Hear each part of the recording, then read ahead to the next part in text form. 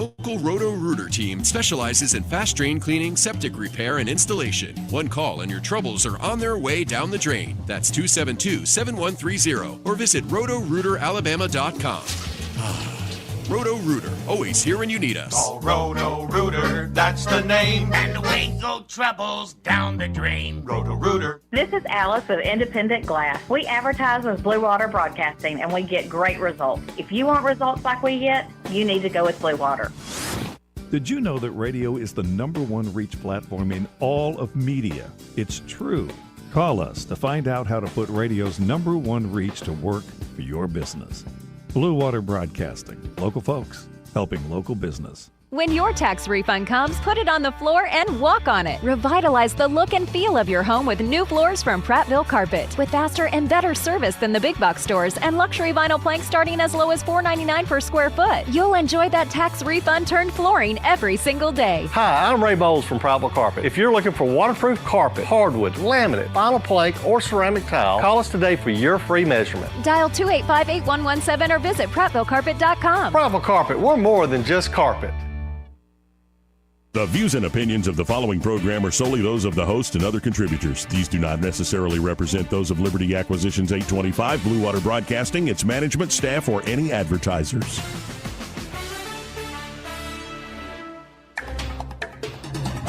It's time for Montgomery's conversational radio show. It's news and views on News Talk 93.1 FM. To join the conversation, call 272-9228.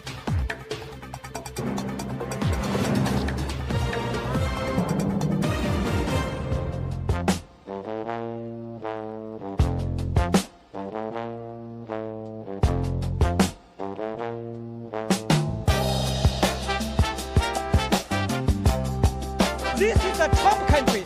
We live in the southeast. We drink sweet tea.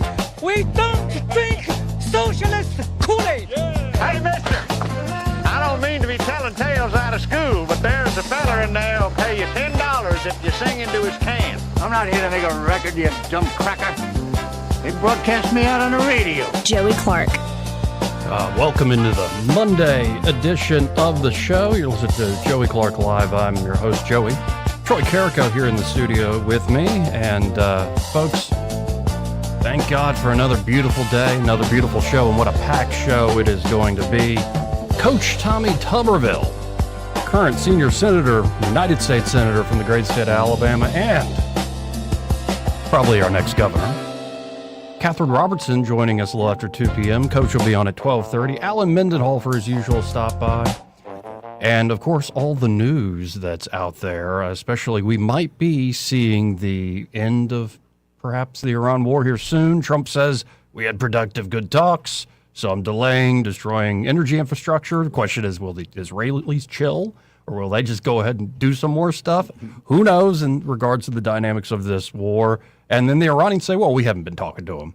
Of course. But we'll see how it plays out. It seems like Trump is trying to get markets calmed, and he is actually trying to turn towards the settling this thing phase, especially after Lindsey Graham's performance of, we took Iwo Jima, we can take Kharg Island.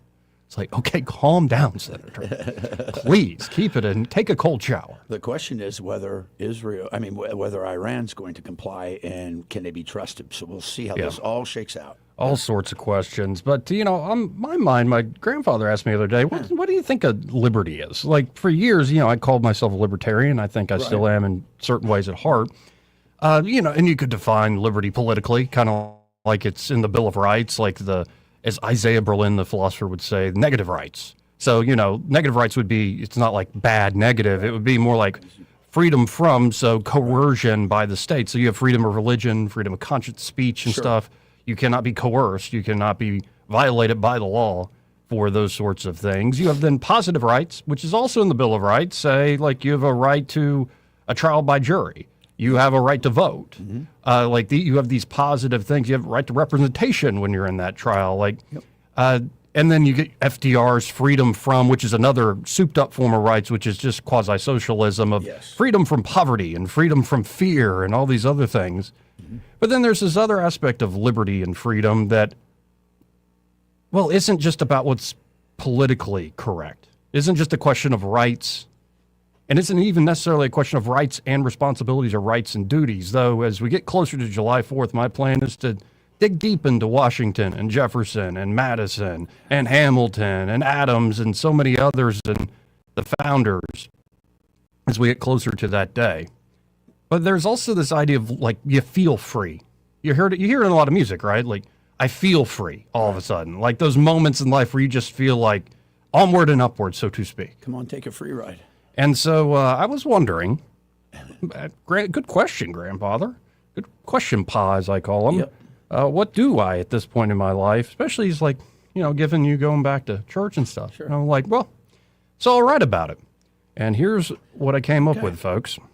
I used to think freedom was doing whatever I pleased. I used to think liberty was about me. I used to think freedom was never having to decide. I used to think liberty was a lack of commitment or suffering weighing down my body and mind. I used to think freedom was lazing away yet another lazy day. I used to think liberty was found in cheap laughter and play. I used to think freedom was friends feasting like kings. I used to think liberty was the sleep that intoxication brings. I used to think freedom was blacking out to smoke, pill, potion, and drink. I used to think liberty was the freedom of not having to think. I used to think freedom was sharing a casual bed. I used to think liberty was strangers pretending to be wed. I used to think freedom was stealing a forbidden kiss. I used to think liberty was a secret second of bliss. I used to think freedom was getting more by doing less. I used to think liberty was never having to confess. I used to think freedom was found in power and prestige. I used to think liberty was seeing the defeat of my enemies. I used to think freedom was never having to be under any man's boot. I used to think liberty was greater than any good or truth. I used to think freedom was in mocking those who jockey and compete. I used to think liberty was found in the critic's seat.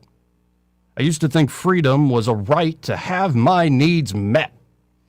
I used to think liberty was using grievance to guilt the world into regret. I used to think freedom was tearing down powerful, corrupt men. I used to think liberty was calling out their public sins. I used to think freedom was snickering at palace intrigues. I used to think liberty was learning to love the cynical dog's fleas.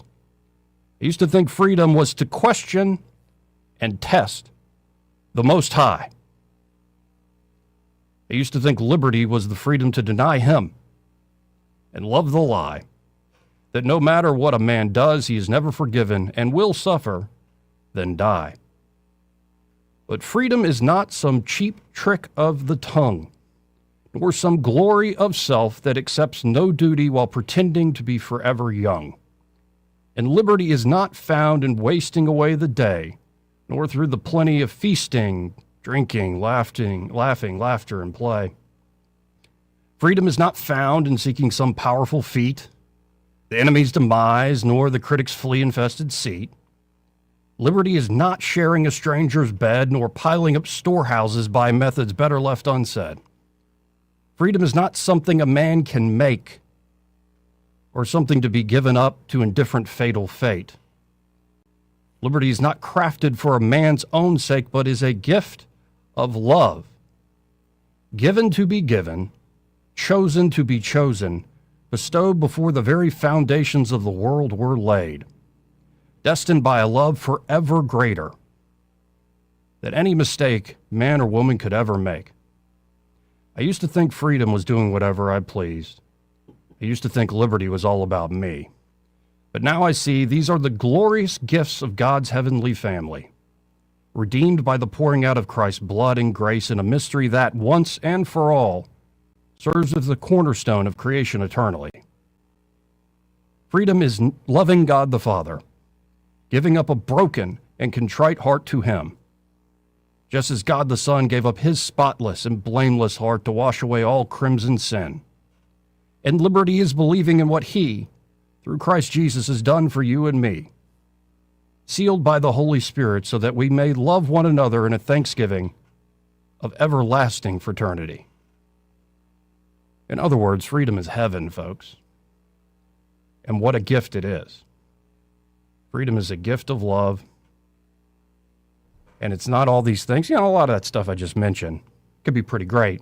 Like good food, feasting like kings, good drink, good cigar, victory on the battlefield, victory on the basketball court and the football field, like all good things. In and of the world, though, yes. Isn't it? In and of the world. But you got to put first things first. And when I began today, and I will continue to begin the day by putting this first, and then the other things work themselves out. This is true. And, as you're reading it, I was really asking myself what your pa asked you, what is liberty to me? And as I'm thinking it through, it comes back to free will. God created us. We were liberated at birth, at the birthing of our time. And the beauty of it is that eternity that's promised beyond. It's was very well done. You did a good job on that one. Yeah, and there's a lot more that can be said and should be said, and people have been saying it for thousands of years, and I don't think we'll ever quite, with our own words, get what it is actually like. But that's the freedom, and I think that freedom's everywhere. And our problem is that we tend to twist it or deprive it or think we made it or get all prideful and stuff. So welcome into the show. Happy Monday. And again, thank you to God for another beautiful day and another beautiful show. Also, again, Coach Tuberville joining us a little after 12:30. Looking forward to talking to Coach. Going to talk about men and women's sports. That's still a thing, apparently, at the federal level. It is. Also, this Iran war, we're going to touch on with him. And then, what he's seeing as like the top, what's his mission if he's going to be governor of this state? Right. Some basic questions there. Also look forward to talking to Alan Mendenhall, who is taking on the American Bar Association once again. He's rebutting the rebuttals to his last piece he wrote a few weeks back. And he's also taking on this corporate equity score thing, which is essentially like DEI. Right. And essentially guilting, if not strong-arming, corporations, Fortune 500s, into not just like having equitable hiring practices, which is already in law, but like publicly supporting all the latest woke or whatever you're calling it. If you look at the website that he links at his website about the scorecard, it's interesting because it's got like 15 different parameters, like freedom of express religion in the workplace, things like that. Right. So it's not just like you said. It's not just are you woke. It's let's take a look at all these sub. Yeah, there are now neutral alternatives to the corporate equity index, and the beautiful thing is of the Fortune 500 companies, I think it's less than 100, I believe, that even officially sign up. Like that, they'll still score companies that don't officially sign up, but there are a lot of these companies saying, no, we're done with that. That's, it's a Trump country now, for better or for worse. So, moving to the news. Trump coming out and saying, we're going to look to make a deal. I'm going to hold off on bombing the crap out of Iran and their energy infrastructure. That's the long and short of it, but here's what the president actually put out in all caps on Truth Social. I am pleased to report that the United States of America and the country of Iran, Mr. President, have had over the last 2 days very good and productive conversations regarding a complete and total resolution of our hostilities in the Middle East. Based on the tenor and tone of these in-depth, detailed, and constructive conversations, which will continue throughout the week, I have instructed the Department of War to postpone any and all military strikes against Iranian power plants and energy infrastructure for a 5-day period, subject to the success of the ongoing meetings and discussions. Thank you for your attention to this matter, President Donald J. Trump. Now, after he puts that out, markets react favorably. Oil starts coming down, stock futures go up. I haven't even looked at what the stock market's doing at opening today. But then immediately, the Iranians came out and said there's no direct or indirect talks with the U.S. And this is just Trump simply backing down on his ultimatum because he's scared. And then, of course, to back up Trump, Axios came out and said, actually, Turkey, Egypt, Pakistan are mediating between the U.S. and Iran. And when Trump was asked on the tarmac out at the airport outside Air Force One, they were like, well, who are you talking to? He's like, I'm not going to say. I don't want him to get killed. So it sounds like there is moves being made. In fact, it's Witkoff and Kushner, the folks that you would expect to make these deals, who've been trying to make a deal for a long, long time in this regard. Trump says, we're dealing with the man who is the most respected and the leader. It's a little tough. we've wiped out everybody. We want the nuclear dust. I think we're going to get that. He wants all the enriched uranium. I was on 99.5 today earlier with Brian Dawson, and how's he doing? He's doing good. He's filling in for what's his name? I forget. Leland. Yeah, Leland. Yeah. Leland. I've met Whaley, right? Yeah, Whaley. Leland's good. But he told, he said, here's the thing he asked. And I thought this will be a good topic for us down the road, I'm guessing maybe today, is what does right look like in a negotiated settlement, right? What can we live with, Joey? And I've said this before, and I hate saying this, I don't want to sound crass. I have zero confidence in the ability of the negotiation terms to be met by the Iranians. They continue to play subterfuge. I don't know. I think Trump is giving them that golden opportunity, and if not, then there will be hell to pay. Well, here's Trump on the tarmac laying out the things we want in under 1 minute. You believe in taking CNN over Newsmax? You believe it? What are you looking for in these talks, Mr. President? We're looking for all of the things that we've been talking about. We want to see no nuclear bomb, no nuclear weapon, not even close to it, low key on the missiles. We want to see peace in the Middle East. We want the nuclear dust. We're going to want that, and I think we're going to get that. We've agreed to that. Yeah, we've agreed to that. You want the enriched uranium before you can end this. And we want no enrichment, but we also want the enriched uranium. Yeah, that's important. If this happens, it's a great start for Iran to build itself back, and it's everything that we want. And it's also great for Israel, and it's great for the other Middle Eastern countries, Saudi Arabia, UAE, Qatar, all of them, Kuwait and Bahrain in particular. So it's great for all of them. Well, we shall see. And meanwhile, I was just looking at the market. The market's up, NASDAQ's up. But the volatility in the market, and Austin Baranco can talk probably about this if he's on, is that some people think that, well, this shows that America's weak because we're negotiating. No, I think we're always trying to do this. And the question came today on the other show was Israel will Israel comply? And I said, they'll heal. They'll heal. But the thing is this. If you've listened to the Iranian side, they are defiant. We're not talking. But that's, so I don't believe them. We'll see. I don't think so either. I don't believe them 1 second. It's just like I look at that and whatever. Before we get Coach on, there is some stuff going on in the Senate. Did you see that John Kennedy tried to get some deal going on with the government shutdown, and the lines, in particular the Atlanta airport, are insane outside the building? Yes. For baggage checking. I know. Outside the building, and if you've ever been in that building, it's a big building. It's a huge building in Hartsfield, yeah. Yeah, so to see a huge line flowing out of those doors that you get dropped off at is insane. So Kennedy had this idea of well, y'all ain't going to get paid. We ain't going to get paid. Nobody should get paid while there's a government shutdown. Okay. And a senator objected and then ran out of the Senate room. And he's like, is that even allowed? How disrespectful is that? Who was it? And then there's still questions. Is the Save America Act about to break through Democrats' blockade? Trump doubling down on that over the weekend, saying, no, get on top of that, get on top of that. We're not giving things up. That's right. So you see Senator Britt slamming the Democrats for the TSA turmoil, and she backed Kennedy's bill to withhold congressional pay during the government shutdown. As I'm going through Alabama news, that young man, 20 years old, who died in Barcelona, 3 a.m. Yeah. Apparently, a Spanish paper is reporting a video shows him just falling into the water. I saw that. That's awful, man. And lift up that family, the Gracie family, in prayer. That is just, I can't even imagine the pain they're going through right now. It's terrible. But a lot of folks are thinking foul play, what might happen next. But it looks like they had CCTV the whole time, I think, and they said he went out there, kind of teetered and into the water. It was about 12 feet deep, they said. What a mess. What a mess. Let's go to line 1. You're on there. Who's this? Bob. Hey, Bob. How are you? I'm all right. How are you? Good. Great. Am I on the air? Yes, sir, you are.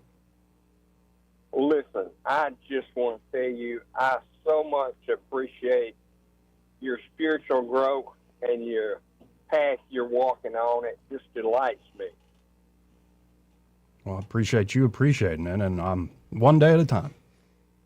One day at a time. Listen, I saw Darryl Strawberry preaching Sunday on TV, and he did an amazing job. That's great. Brady, retired his jersey, played on 4 major league teams, and grew up in the ghetto and was on drugs and everything else. And he met Jesus now for the last 20 years. He's an evangelist. Amen. That's And awesome. an irony of this life is sometimes it's those who live passionately, and maybe they live passionately in the wrong direction. Sure. But when they get on fire for Christ and they actually feel the light of the morning star rise in their heart, it is something to behold. So I haven't checked out his preaching, though. I need to check it out. It is. And, I've said that thing so much. I've got some friends that used to be wild hellraisers, drunkards, and all that. And, they would tear up a bar. And then when they met Jesus, they were just as wild and crazy for him as they were in the bar. That's a good thing. Amen. They go from honky-tonk heroes to being soldiers for Christ. That's right. Yeah, God bless you guys. Thank you. God bless you, Thanks, Bob. 272-9228. Yeah, there's one in every crowd. Well, you know what's funny? Crying out loud. What you mentioned, we have the Vets Recover program down in Mobile that the Admiral's now the CEO of it. But John Kilpatrick, Colonel John Kilpatrick, founded it. He was an addict, an alcoholic, and other addicts after his service in the Marines. But he does this now because, A, it keeps him straight and narrow. 2, he transfers the same passion he did in partying and doing that, like you said, into helping others. And when you get better, you got to realize it's not just for you. That's right. You have a mission now to save the best others. of your ability to share this with others. Absolutely. We got to hit this break, though. We have Coach, United States Senator, future governor of the state of Alabama, Coach Tuberville, joining us. We'll be right back with him. He may not know whether he's coming or going, but whether you're going to work or coming home, Greg Budell is there. Mornings, 6 till 9, and afternoons, 3 till 6. Only on News Talk 93.1 FM, WACV. When it comes to your mortgage, who you work with matters. And this is one decision where local makes all the difference. Don't fall victim to flashy mailers, spam calls, or 1-800 lenders who don't even know your name, much less your neighborhood. Those lenders are often sitting in some faraway state, reading from a script and chasing volume, not relationships. A local lender understands the market you live in, or should I say that we live in. At Alabama Home Mortgage, you can look at us in the eye and trust us with one of the biggest financial decisions you'll ever make. Local lenders don't disappear after closing day. Our reputation is built right here, one family at a time. So before you pick up the phone and call a stranger, remember us, Kim Williams and Madeline Cannon at Alabama Home Mortgage. You deserve guidance from someone who knows the community because they're a part of it. Give us a call at Alabama Home Mortgage today at 334-567-4223 or visit us online at myalabamahomemortgage.com. That's Alabama Home Mortgage, because there is a difference in mortgage companies. NMLS 1586368, Equal Housing Lender. The employees of Adams Drugs would like to thank you for trusting us with your health care in 2025. We look forward to serving you and your family in 2026. You will continue to enjoy the same services such as immunizations, compounding, medication therapy management, delivery service, and wellness clinics, to name a few. Looking for that perfect gift for a loved one? Visit our Emily B. gift shop and find everything from Tyler candles to scout bags. Gift wrapping is available. If you have not visited Adams Drugs and experienced the award-winning customer service, we ask you to consider us for your prescription care in 2026. We have 12 convenient locations to serve you in the River Region. 8 in Montgomery, 1 in Wetumpka, Prattville, Millbrook, and Pine Level, Marbury. Please find us at adamsdrugs.net for the location that is nearest to you. Adams Drugs is your local, independently owned Health Mart pharmacy. Health Mart, taking the time to listen and care. The Rich Thomas Weather Network, brought to you by Montgomery Paint and Body. From little fender benders to total body repair, MPB will fix it good as new, maybe better. For 4 decades, the Turner family has been getting you back on the road. Call 279-7325. Rich Thomas Weather. Well, hi, everybody. As we start this brand new week, look for another warm day today with a high temperature in the lower 80s, plenty of sunshine. We got a weak cool front that'll be sweeping through the state, so I think tonight will be cooler. Overnight low temperature down to about 50. Tuesday will be noticeably cooler, breezy with a high temperature only in the lower 70s. I've got us around 73 Tuesday, 71 on Wednesday. There is a chance of an isolated shower somewhere in the area on Tuesday night. Otherwise, it's a dry forecast this week, and we're back to the low to mid 80s on Thursday and Friday before a weekend cool down. From the Blue Water Weather Center, this is Rich Thomas. CB&S Bank, serving families and communities since 1906. Proud to be named 16th best performing bank nationally in their asset category by American Banker. Learn more at cbsbank.com. CB&S Bank, member FDIC, equal housing lender. Trustworthy, accurate, immediate. Carrying your voice across the river region. News Talk 93.1 FM WACV. Joey Clark. Welcome back. And without further ado, folks, we have joining us here over the live stream your senior United States Senator from the great state of Alabama, soon to be the next governor of the great state of Alabama, Coach Tommy Tuberville. Coach, good to see you, sir. How are you? Joey, what happened to your barber? I knew that was coming. What happened? We lost our brother Jack, and now you've gone to heck in a handbasket, man. Well, you're trying to look like Elvis. Now my uncle asked me, "You going for the Jesus look for Easter?" I guess, yeah, if the shoe fits. That looks pretty good, I guess, but it is what it is. I'm not going to comment farther than that. Fair enough. Now, I got to start off with just a basic Alabama question, and it could be policy or it could be something a little more, high level, 10,000 feet. What do you think is what this state needs? What do you hope to do as a leader for the state of Alabama? Well, put leadership there. There's a lot of people just like to be a leader, but I don't care anything about being elected as a leader. I want to do leadership, and we're putting together a plan right now, Joey, that I think the people of the state are going to be happy about. I won't get into details, but we're going through everything we possibly can to make sure that when and if we do win, and then we have the inauguration, we hit the ground running, because you only got a certain amount of time. And then again, that will be right before the legislature goes into session. And so we want to make sure that we have people in mind that we want to talk to and put this thing together. But, there's a lot of things. Of course, I deal with a lot of state issues being a United States Senator, whether it's infrastructure, or military, or immigration, education. Big thing that I've been working on a lot is healthcare. For the past 5 years, I'm on the health committee, and it's a disaster. Obamacare has just absolutely ripped the heart out of America, and we're trying to put the pieces back into place, but it's hard to do that when you've got people up here that want to keep it the way it is, because they know if they can keep healthcare the way it is, and I'm talking about the Democrats, is they can continue to maintain control of everybody's lives, and that's not what this country's about. Yeah, and with MAHA, you don't even have to change the acronym. We can make Alabama healthy again as well. But I have one request when you become governor, and when the time is appropriate, is lead this state in prayer, kind sir. I think it would be something we all need to do, but I like seeing when our leaders lead in that regard. Yeah, state prayer, pledge allegiance, national anthem. We've got to get back to patriotism. We've almost made it 250 years, but we won't even come close to getting to that point if we continue down the path that we're going, that the Democrats have just absolutely taken the path of the radicals across the world. They've joined with, Iran. They've joined with, these radicals that are in Europe. It's hard to explain. I've watched this unfold in my going on 6 years up here, and I've been just absolutely devastated by how people follow somebody that means, that has no plan for America. It's just absolutely amazing to me. But again, we've got such a great country that it's basically been on autopilot. President Trump's trying to get back into the driver's seat and help. But the problem is up here, we're running into a Democratic Party that that wants no way to have President Trump to have any wins for the American people. They want to run him out,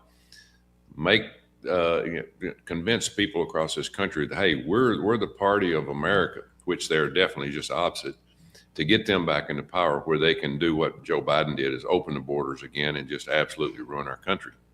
Now, there's one issue, there's a lot of issues, but there's one in particular that shows just how radical and lost in the wilderness the Democrats are. And it looks like once again, Senate Democrats voted against protecting women and girls in sports, not letting men in women's sports. And for the life of me, I don't understand their position at this point, like why they're standing by this. Well, because they've got the LGBTQXYZ group that if they take one of those letters out of there, that they might make some of the other ones mad. It's not about doing what's right for America or for women or girls and no men in women's sports. It's about power, Joey. It's about getting that group to continue to vote for them. Just think about this for a minute. President Trump got 77 million votes, okay? Now, he got union votes. He got minority votes. He really reached into the Democratic Party's base and said, come with me and we'll help you. The Democrats have let you down for years and years and years. And exactly right. So what do you do if you're the Democrats? You just go off the deep end, or you just make another plan? Well, their plan is, all right, we let these 15, 20 million people in here that are illegals. We've got to allow them to vote. We've got to give them the right to vote, because if we don't, the American people are going to vote back in the conservative Republican Party of J.D. Vance and Marco Rubio.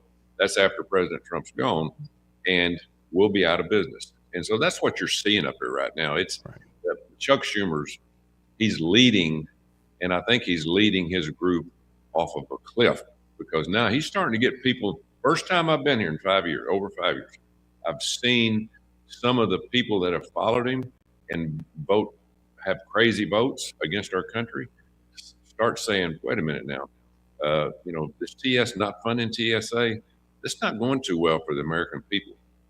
And not funding DHS, not funding, Coast Guard Academy, the cyber, FEMA.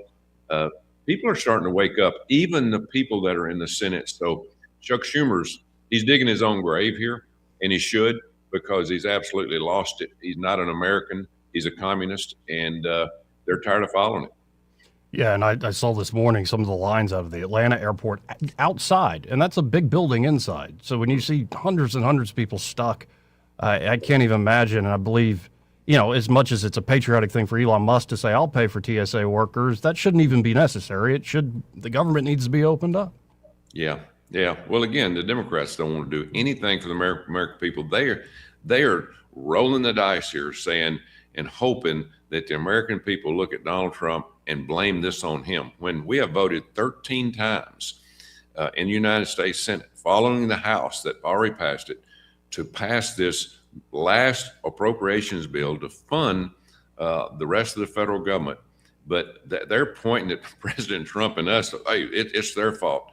I mean, if people believe these people, it just shows you how far we've lost this country. Now, on the war with Iran, I treat it like I'm a spectator. I'm not in the seat having to make those decisions. I can't even imagine the weight of those decisions the president in particular has to make. My hope is that this is short term, as they said at the outset of this war. And, another takeaway is our armed forces, the United States military and the men and women who serve in it are second to none. The capabilities and just the excellence, some of the best Americans we have. What do you think of this war at this point, and where's your sense of where this is going possibly? Well, first of all, you said exactly right. Our men and women, this is the best ever military to ever do anything. And our weapons are better. We improve every day. Our recruiting, after the disaster of 4 years of Joe Biden, is gone skyrocketing.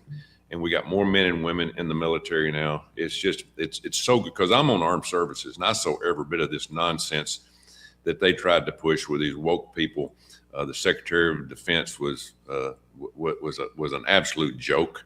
All these people, they just tried to destroy our country, and it started with our military. So, President Trump made a very, very bold move, but I think it's one that if he doesn't do this, if he doesn't stop Iran from getting a nuclear weapon, because these crazy people will use it. I mean, they live off of death. You know, they don't live off family and friends and education. They live off one thing, you know, kill the infidels. And the infidel is who? It's all people that don't believe in this nonsense of Sharia law and the Quran. And so they were going to build one, and they would have wiped out Israel first, and then it would have been a massive war across the world. So President Trump did the right thing, and I don't think it'll go more than a couple more weeks. I think this is kind of a timeout period this morning that President Trump announced. I think he just wanted more time to work with whoever's leading Iran. I don't know who it is. They've killed about everybody over there that can you know, put two sentences together. But you know, I'm proud of our military. I went last week with President Trump up to Delaware to the young man and the other two that were stationed in Birmingham, but one that actually was from Auburn. His parents live in Auburn, and boy, what a solemn moment that is. But I spoke with President Trump was there, Kane was there, our Joint Chiefs of Staff, and Secretary Hexas was on the plane with us, and we talked about what was going on, and just listen to those three talk about how good our weapons are, how precise they've been, how well our fighters, and you know, the F-35s, by the way, we have 22 of them just right down the street from where you are right now with the Alabama Air National Guard. It is a tremendous military that we should be very, very proud of. It's expensive, but we should be very proud of all those men and women.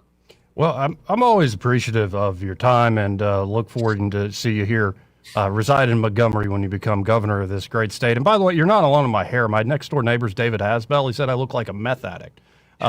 So, you know, but it comes with the territory. Yeah, I came to Montgomery the other day and visit with a caucus there in the State House, and David come in late, and I told him I was going to make him run sprints for being late to my meeting. But yeah, you look a little different than you did a few years ago. Of course, it's been, like I said, 6 years since I've been in your studio there with you and Jack after I got elected, and look forward to coming back. We'll spend a lot of time together, and if I do, which I think I got a good chance of winning this governor's race, then we'll spend a lot of time together. We want to be very transparent across the state, and we want to give the state back to all Alabamians. We got a lot of work to do. Governor Ivey's done a good job, but we got to pick it up, because it's going to be like recruiting in the SEC.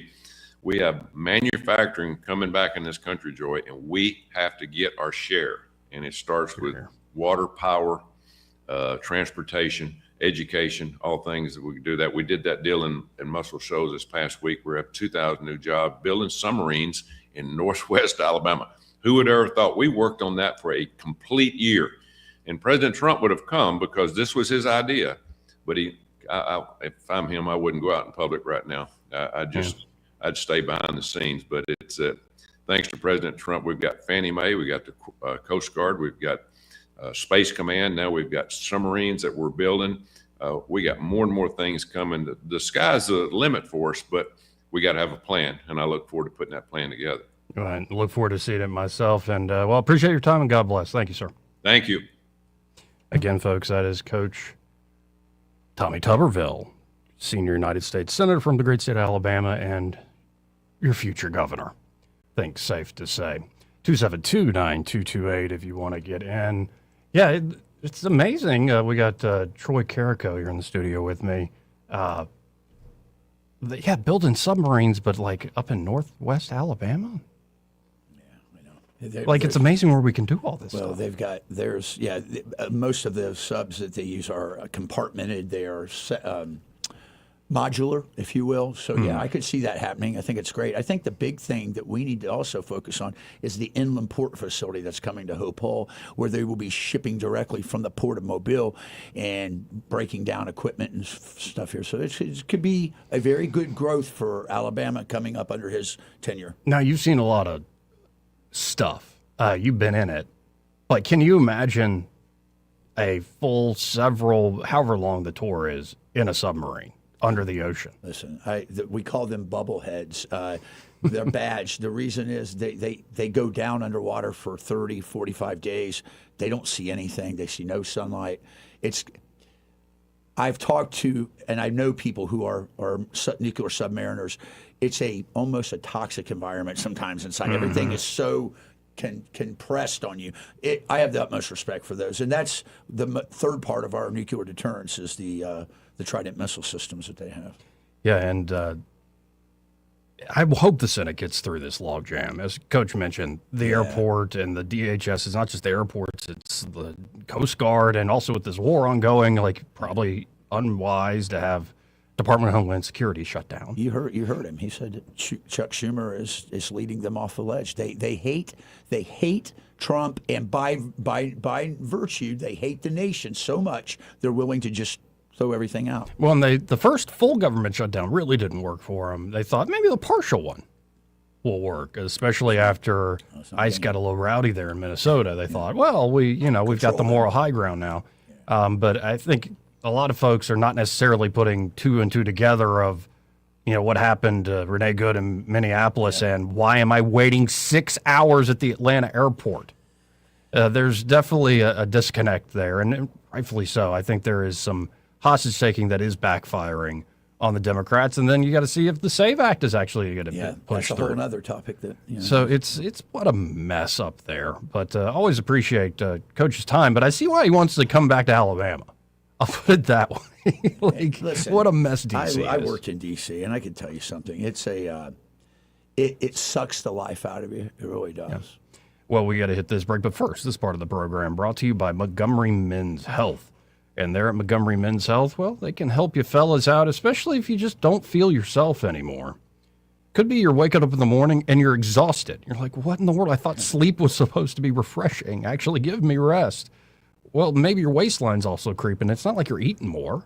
Just that metabolism's slowing down. You're also seeing confidence throughout life in your job and work, things you used to just breeze through. Like you've done it all before, knew it like the back of your hand. And now the confidence is slipping, including confidence in the bedroom. And by the way, if you notice that, other people notice that. And she, her, she definitely notices that. And here's the thing. You're not the only fella dealing with this. I know some guys feel like it's only me and I can't talk to anybody about it. You're wrong. Instead, you need to get by Montgomery Men's Health, powered by Men's Pro.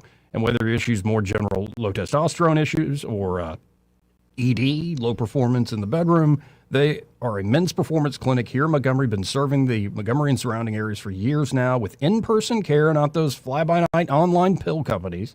They get labs done quickly. They have urology-backed medicine, and they will create a personalized treatment plan for you. And it depends on where you are in life and what sort of options you want to go with. They have a whole schedule, a whole menu of treatments there. And there are a lot of guys, especially, as you get into your 50s and 60s, you don't feel the same. Well, a lot of guys after getting treatment at Montgomery Men's Health end up feeling decades younger. They got that energy back. They got that confidence back in the boardroom and the bedroom. They're back in the gym, brother. Mm-hmm. So y'all check out Montgomery Men's Health today. You can always make an appointment at 440-3663. That's 440-3663. Or you can book online in under 30 seconds at montgomerymenshealth.com. Montgomery Men's Health for every man in every season of life. Want to carry News Talk in your pocket? Download the News Talk 93.1 app from the App Store. Available on iPhone and Android. Never miss a moment. Download now. For too long, Alabama's statewide news companies have shamed us for our conservative Christian values. Alabama deserves a news company that cherishes our culture, a company that isn't bought and paid for by the powers that be. 1819 News is that company.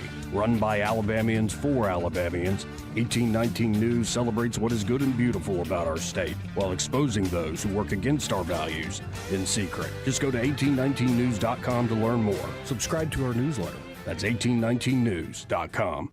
If you're on a budget and trying to feed your family inexpensively, Pizza Perfect has the deal for you. In March, get a free 2-topping medium pizza with the purchase of any large pizza. Pizza Perfect's buffet includes pizza as well as spaghetti, breadsticks, salad, dessert, and drink, only $13. Buffet is available Monday through Saturday for lunch and for dinner on Tuesday, Friday, and Saturday. Available for pickup and delivery as well. 2-topping medium pizza free with the purchase of any large pizza in March at Pizza Perfect, Coliseum Boulevard, Eastbrook. A new year brings new opportunities, and right now the market is starting to shift. Interest rates are beginning to come down, which means more buying power and more options for buyers who've been waiting. If you're thinking about buying a home, this could be the moment to take that next step. And whether you're buying, selling, or investing, having experience on your side matters more than ever. At Hannah and Eddie Realty Group, we're also growing our team. If you're an experienced agent ready to make a difference in this market and want to be part of a team that values knowledge, support, and results, call Hannah and Eddie Realty Group, where opportunity meets experience. All the headlines the mainstream media won't touch. Your News Talk station. News Talk 93.1 FM WACV.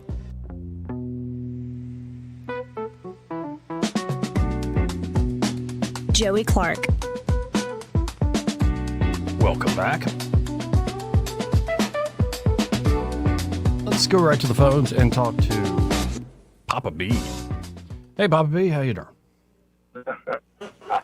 I'm doing great. How you doing, guys? I'm all right. How are you, sir? Congratulations, Joey, on your show. It's just such a spectacular success. And to my warrior poet, Troy, I'm so proud of you. Thank you, sir. You lay it down, bud.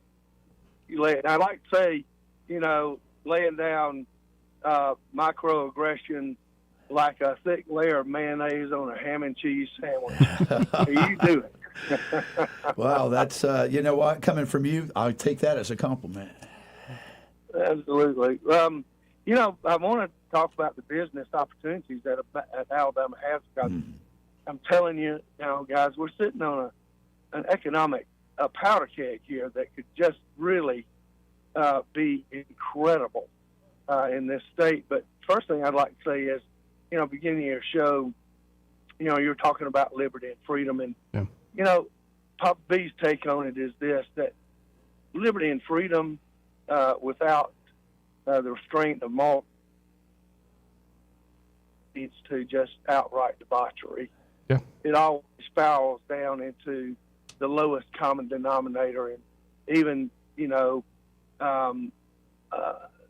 opens the door to all hell. And it does. And that's kind of where we are in this country in a lot of sectors. How to correct that, I'm not going to sit here and try to philosophize about it. I think we all know. Well, and real quick, as you look at like the founding fathers, like Washington in particular, understood duty, like that liberty and duty are linked forever, eternally linked, and once you realize you have a duty to God, and then because of that, a duty to others, your brothers and sisters in Christ, I think this is. It orients you. I mean, you still got to put your pants on, do practical things. It can't always be, philosophizing in poetry and prayer. But I think if that's your center and if that's our nation's center, we'll do all right. I think so. And, that doesn't just trickle down to, like, the duty of a military person, but also the duty of every American citizen. Yes, sir. Yes, so, sir. To the point that Coach Tuberville was talking about, and thank the Lord for Coach Tuberville. I tell you, he's a real blessing. There's a couple of opportunities in this state that if we can take advantage of them, it would be amazing. The first one I would tell you is that it would take change, and, change is often very, very painful. But the Atlanta area is full. We cannot expand that airport, not even one more inch. Right. It's been, just done. They've done as much as they can to it or with it. An international airport is sorely needed. Another international airport is sorely needed, and Alabama is perfectly situated for it in those vast rural lands over to the west. I know it would be painful for some people, but using the power of the government, of the eminent domain of the government to acquire the land and build the infrastructure or allow the infrastructure to be built for an international airport would be unbelievable. unbelievably. And it would change that part of the state forever. And I'll tell you another thing that in Papa B, we need to get aggressively dredging and cleaning out Mobile Harbor. We've lost so many contracts to Savannah and to Jacksonville because they couldn't guarantee the passage of everything down there in terms of the silt and buildup. I think that's a critical piece to us having our seaport maximized as much as it could be. 100%.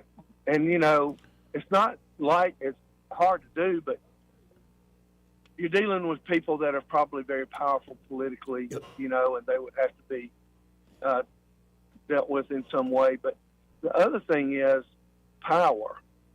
This state can be the powerhouse for the Southeast, and maybe even, on a regional basis. So we've got, not just water, but also atomic. But let me just point out one other thing. Our refineries are the bottleneck for lower gas prices and, better energy prices in this country. They all have to go through these really literal bottlenecks of, ability to produce fuel. And so, places like Selma would be perfectly suited for additional refinery activity. It's, again, hard to do. Change is hard to do, but it definitely would be able to be done if people had the courage and willpower to do it. But anyway, what do you think about that? I 100%. It's just a matter of following through that vision, and I believe that's exactly what Coach wants to do. I mean, he's going to be very diplomatic, and leadership is a multifaceted game. It's not just, good sound bites, and I think a lot of his leadership style is listening and picking the right people that he can delegate to. But I know for a fact he really wants to clean up the bureaucracy and the processes that we use so we can see through what you just laid out and more. We need to speed up and we need to move fast and say just a 4-year period, let alone 8 years. So I think it's coming. And I think those are all great ideas. And especially when folks talk about the poverty in West Alabama and how, with this government handout that. No, what you need is deep, long-term infrastructure. And I'm all for I'm all for programs that make those folks whole, by the way, in that part of the state. If you're going to do an eminent domain, there's a great tradition in this country, even private folks. Like, think of James J. Hill with his Great Northern Railroad. He built entire towns up from the ground up just so his own product would work. So I think you could see public-private partnerships, so that name leaves a bad taste in my mouth even saying it from some of the corruption we've seen. But you know what I'm saying. Like, if you actually get a lot of the bureaucracy out of the way and start running this thing like we're in the 21st century, here. I think we're heading in the right direction. Here's another fun fact for you, Papa B. Alabama is the only state in the union that has all the natural resources to make steel. Mm-hmm. Yep, you're right. That's exactly right. I'd like to see some more steel production back here. I got to hit my top of the hour break. Right, appreciate it, man. Thanks a lot. See you. We got Alan Mendenhall coming up. First, this part of the program brought to you by Invista Advisors, and they're at Invista Advisors. Austin Barenko and the great team there are ready to help you put together a holistic financial plan. Of course, that includes investment strategies, asset management, and Austin runs the brokerage desk there. You've heard Brant McDonald on these airwaves with Greg Budell for years, is the mind behind so much of this. And then, of course, they also have CPAs, business consultants, along with those investment advisors. So wherever you are in life, whether you're starting a family, need to get life insurance together, or plan for your kids, or it could be you're looking at long-term, like end-of-life considerations, or maybe you're in the middle of life and a lot of your money's tied up in a business or something. They can help you across the board there at Invista Advisors. It all starts with a conversation, though. Just call them up at 387-0094. That's 387-0094. And be sure to tell them that Joey, that fella on the radio, sent you. Coming up, we have Alan Mendenhall. I believe he's jumping onto the stream from Auburn, Alabama. Oh, he's over there at the Mises Institute. The Mises Institute. Beautiful place. So we'll be right back with Alan. Broadcasting from the Riverside Chevrolet Master Control Center, this is WACV Cusana, News Talk 93.1 FM. When it's Chevy, it's Riverside. With SRN News, I'm Bob Agnew in Washington. President Trump has extended his deadline for Iran to reopen the Strait of Hormuz. He says U.S. will hold off on any power plant strikes for 5 additional days. That de-escalation was taken as a very positive sign for the global oil markets. They went down, prices did, for a short time, at least in early trading, and that sent stock prices higher on Wall Street. Right now, the Dow is up by 644 points, the NASDAQ up by 258, and the S&P 500 is up by about 73. Hundreds of immigration officers will be deployed to U.S. airports to help with security. The expanded role comes as TSA screeners have worked more than a month without paychecks because of a budget impasse in Congress. In recent days, travelers have been impacted by being forced to wait many hours in airport security lines before they can catch their flight. This is SRN News.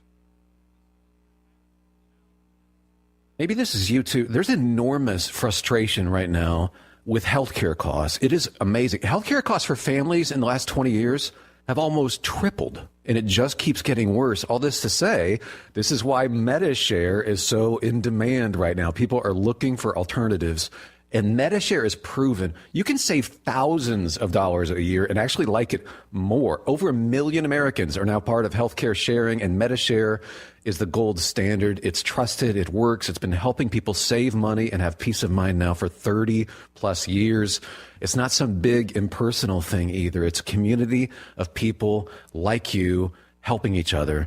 So yeah, if you're frustrated too, here's your chance to make a refreshing change. You'll notice the difference as soon as you call. They're easy to talk to. You can get a price within 2 minutes. Here is the number. Call 844-94-BIBLE. That's 844-94-BIBLE. 844-94-BIBLE. Weather, a service of H&H Carpets, where right now, get a load of this, listen close, you get a house full of carpet for $19.95 installed. Unbelievable. They're located at 6450 Atlanta Highway, just across from Walmart. Rich Thomas weather.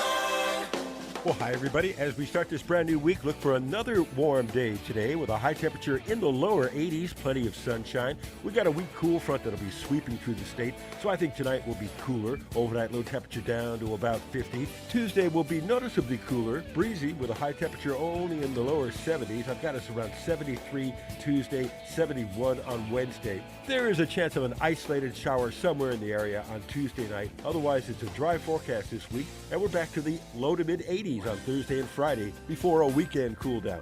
From the Blue Water Weather Center, this is Rich Thomas. From the Blue Water Broadcasting News Center, here's today's top stories. Montgomery Police Chief Jim Grabois says the department is seeing measurable progress in public safety efforts. At his Friday news conference, Grabois said MPD has arrested 131 people on felony charges so far this year. Grabois stated violent crime is down 16%, robberies are down 38%, and property crimes are down 17% so far this year. A man is dead following a single vehicle crash in Montgomery County Sunday morning. The accident happened about 15 miles north of Troy, where 71-year-old Charles Summerlin was fatally injured when his vehicle left the roadway and struck a tree. Summerlin was pronounced dead at the scene. A Montgomery teenager was arrested Saturday in connection to multiple vehicle break-ins in Millbrook. 19-year-old Kenneth Graves is the third suspect charged in connection to multiple vehicles being broken into during softball tournaments at Mill Creek Park in November. Graves faces additional charges stemming from an armed robbery in Millbrook earlier this month. From the Blue Water Broadcasting News Center, I'm Sky Mosley. This hour of news and views is brought to you by our good friends at Alabama Home Mortgage. Alabama Home Mortgage, 567-4223. Visit them on the web at myalabamahomemortgage.com. NMLS number 1586368.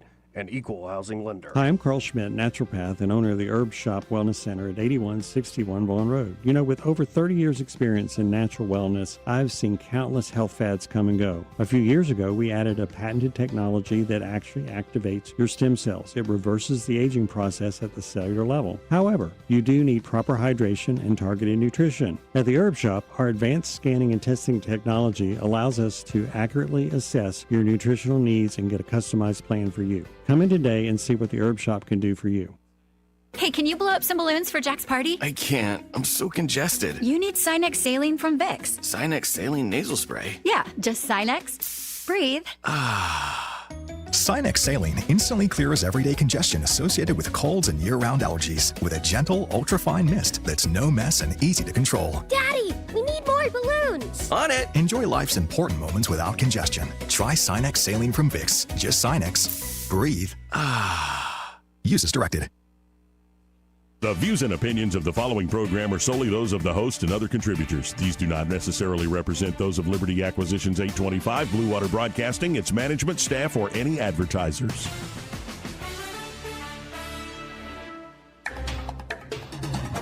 It's time for Montgomery's conversational radio show. It's News and Views on News Talk 93.1 FM. To join the conversation, call 272-9228.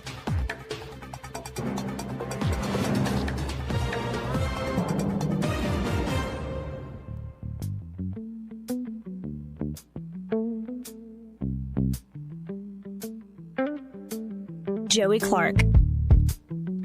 Welcome back. I'm your host, Joey Clark. Troy Carrico here in the studio with me. I like this stuff. It's really good, man. Thanks, man. Just kind of lazy, me playing my acoustic guitar into an AI software. Joining us now, we have Alan Mendenhall. Alan, can you hear us? Can you see us, kind sir? I can hear you. I can see you. Y'all look great. That music was good. I agree. It's great. He's talented. Alan, he's talented. Well, it is nuts. Like, seriously, the new AI music software, I have a thing, and I could play what you just heard on acoustic guitar, but then you could play that direct in and then put in prompts. So I think I put sparse production, horn stabs. Nice. And it just, in seconds, rolls this out. I know there are a lot of professional musicians, and my point to them would be like, guys, we still need people to actually play instruments, so whatever is made. Put the input, someone's got to do the inputs before AI. Exactly. Alan, he's like Boston. They were a studio band, but he really is more than a studio band. So, number one, great to see you, sir. And you're joining us from the Mises Institute over there in Auburn. Yeah, I was at the Austrian Economics Research Conference over the weekend, which is one of my favorite annual events. And of course, the Mises Institute is right here in my backyard. It is the home of Austrian economics in the world. And I saw Clay Barnett there, an old friend of mine. I've done a lot of stuff with the Mises Institute over the years, an associated scholar there. I said, hey, Clay, would it be possible for me to use the studios this week? Because I'm going on Newsmax this afternoon after your show. And Clay was like, yeah, let's do it. So here I am. Love it. Love it. I love it, too. Now, can I tell say us, one thing about yeah. Tuberville? I just want to say one thing about Tuberville because it's really an honor to follow him on the show. And I love that he still goes by coach rather than senator because to me, that reveals something about the way he views his role in public life.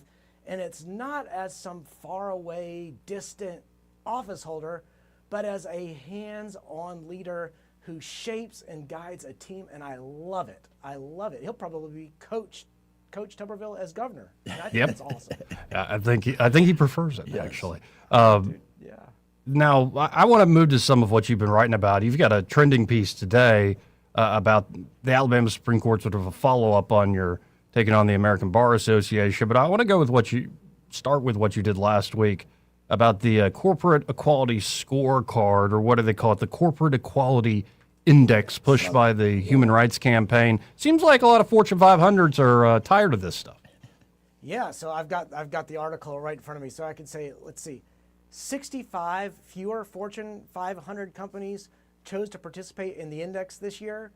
That number fell from 377 to 131.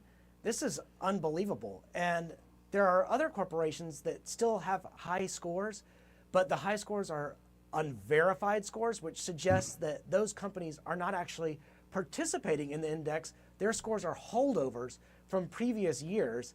And let me just tell you what you have to do to get a 100 score.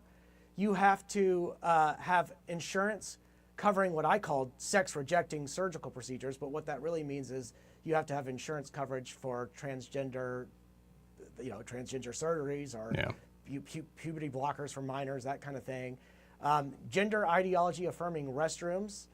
You have to use pronouns. And by the way, the University of Wisconsin used to have this hilarious chart, which it presented in all seriousness, of all the pronouns that were out there. And I don't remember how many on there, but it was just like this gigantic chart. I'm like, who can do, like, whatever happened to just he or she? They're just two options. Like, but this had, like, I don't even know how many, but it was impossible to navigate as a chart.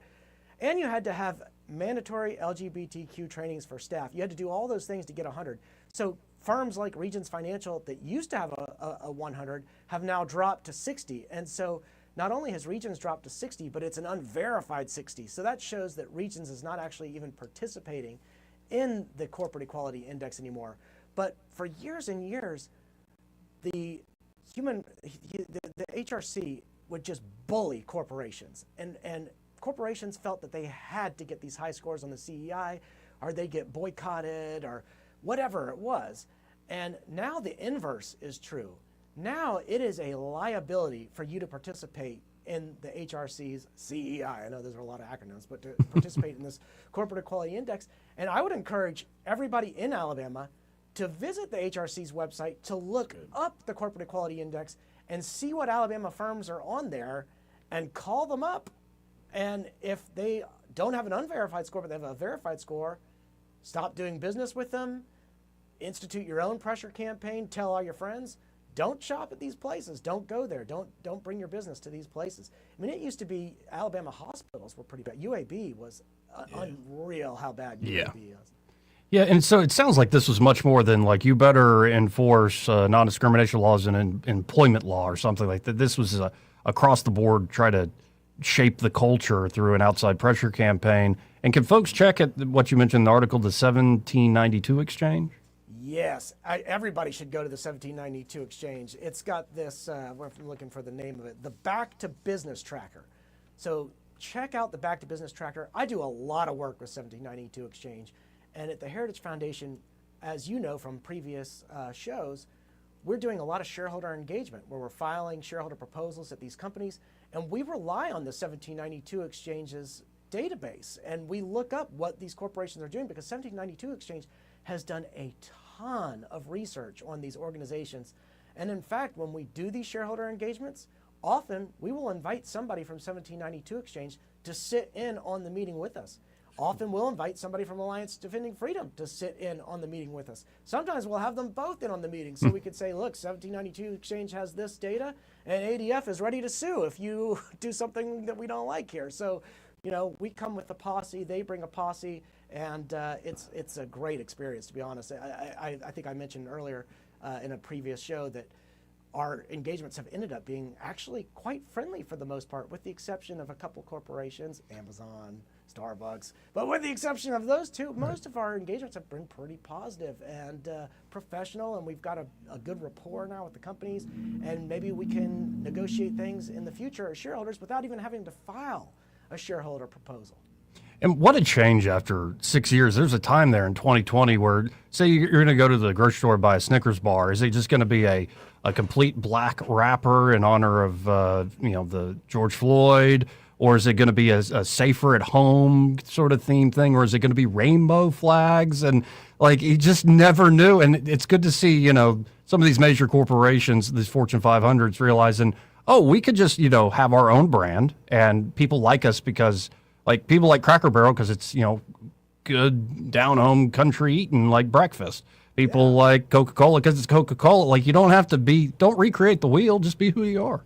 Yeah, exactly. And what I like to tell people about our shareholder engagement is we're not trying to turn every corporation into Chick-fil-A or Hobby Lobby.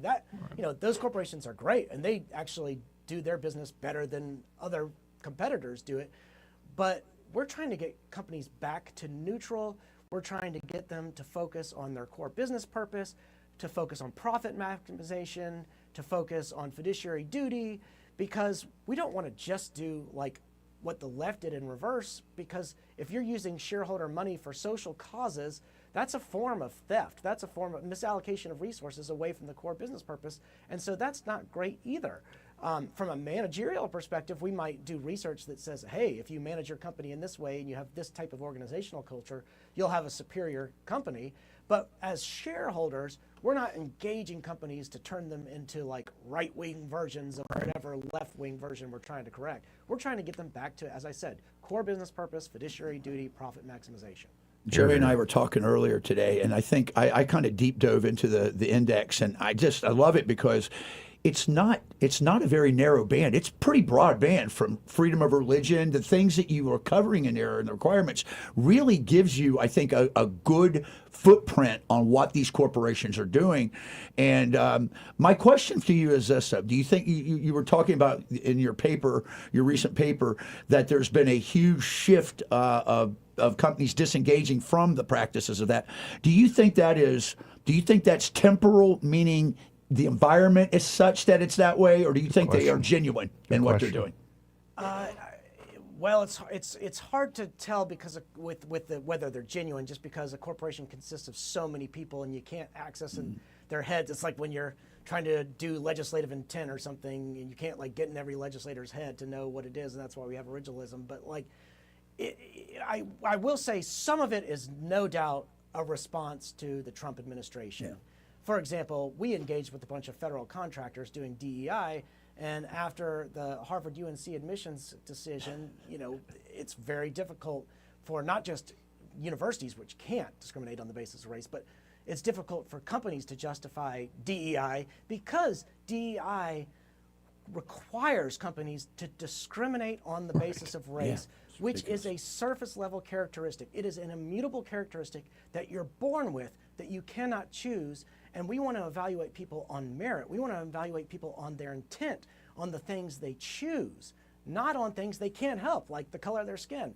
And in fact, that's what DEI does, is it classifies people on the basis of race, which is an immutable characteristic. And that's why it is fundamentally so evil.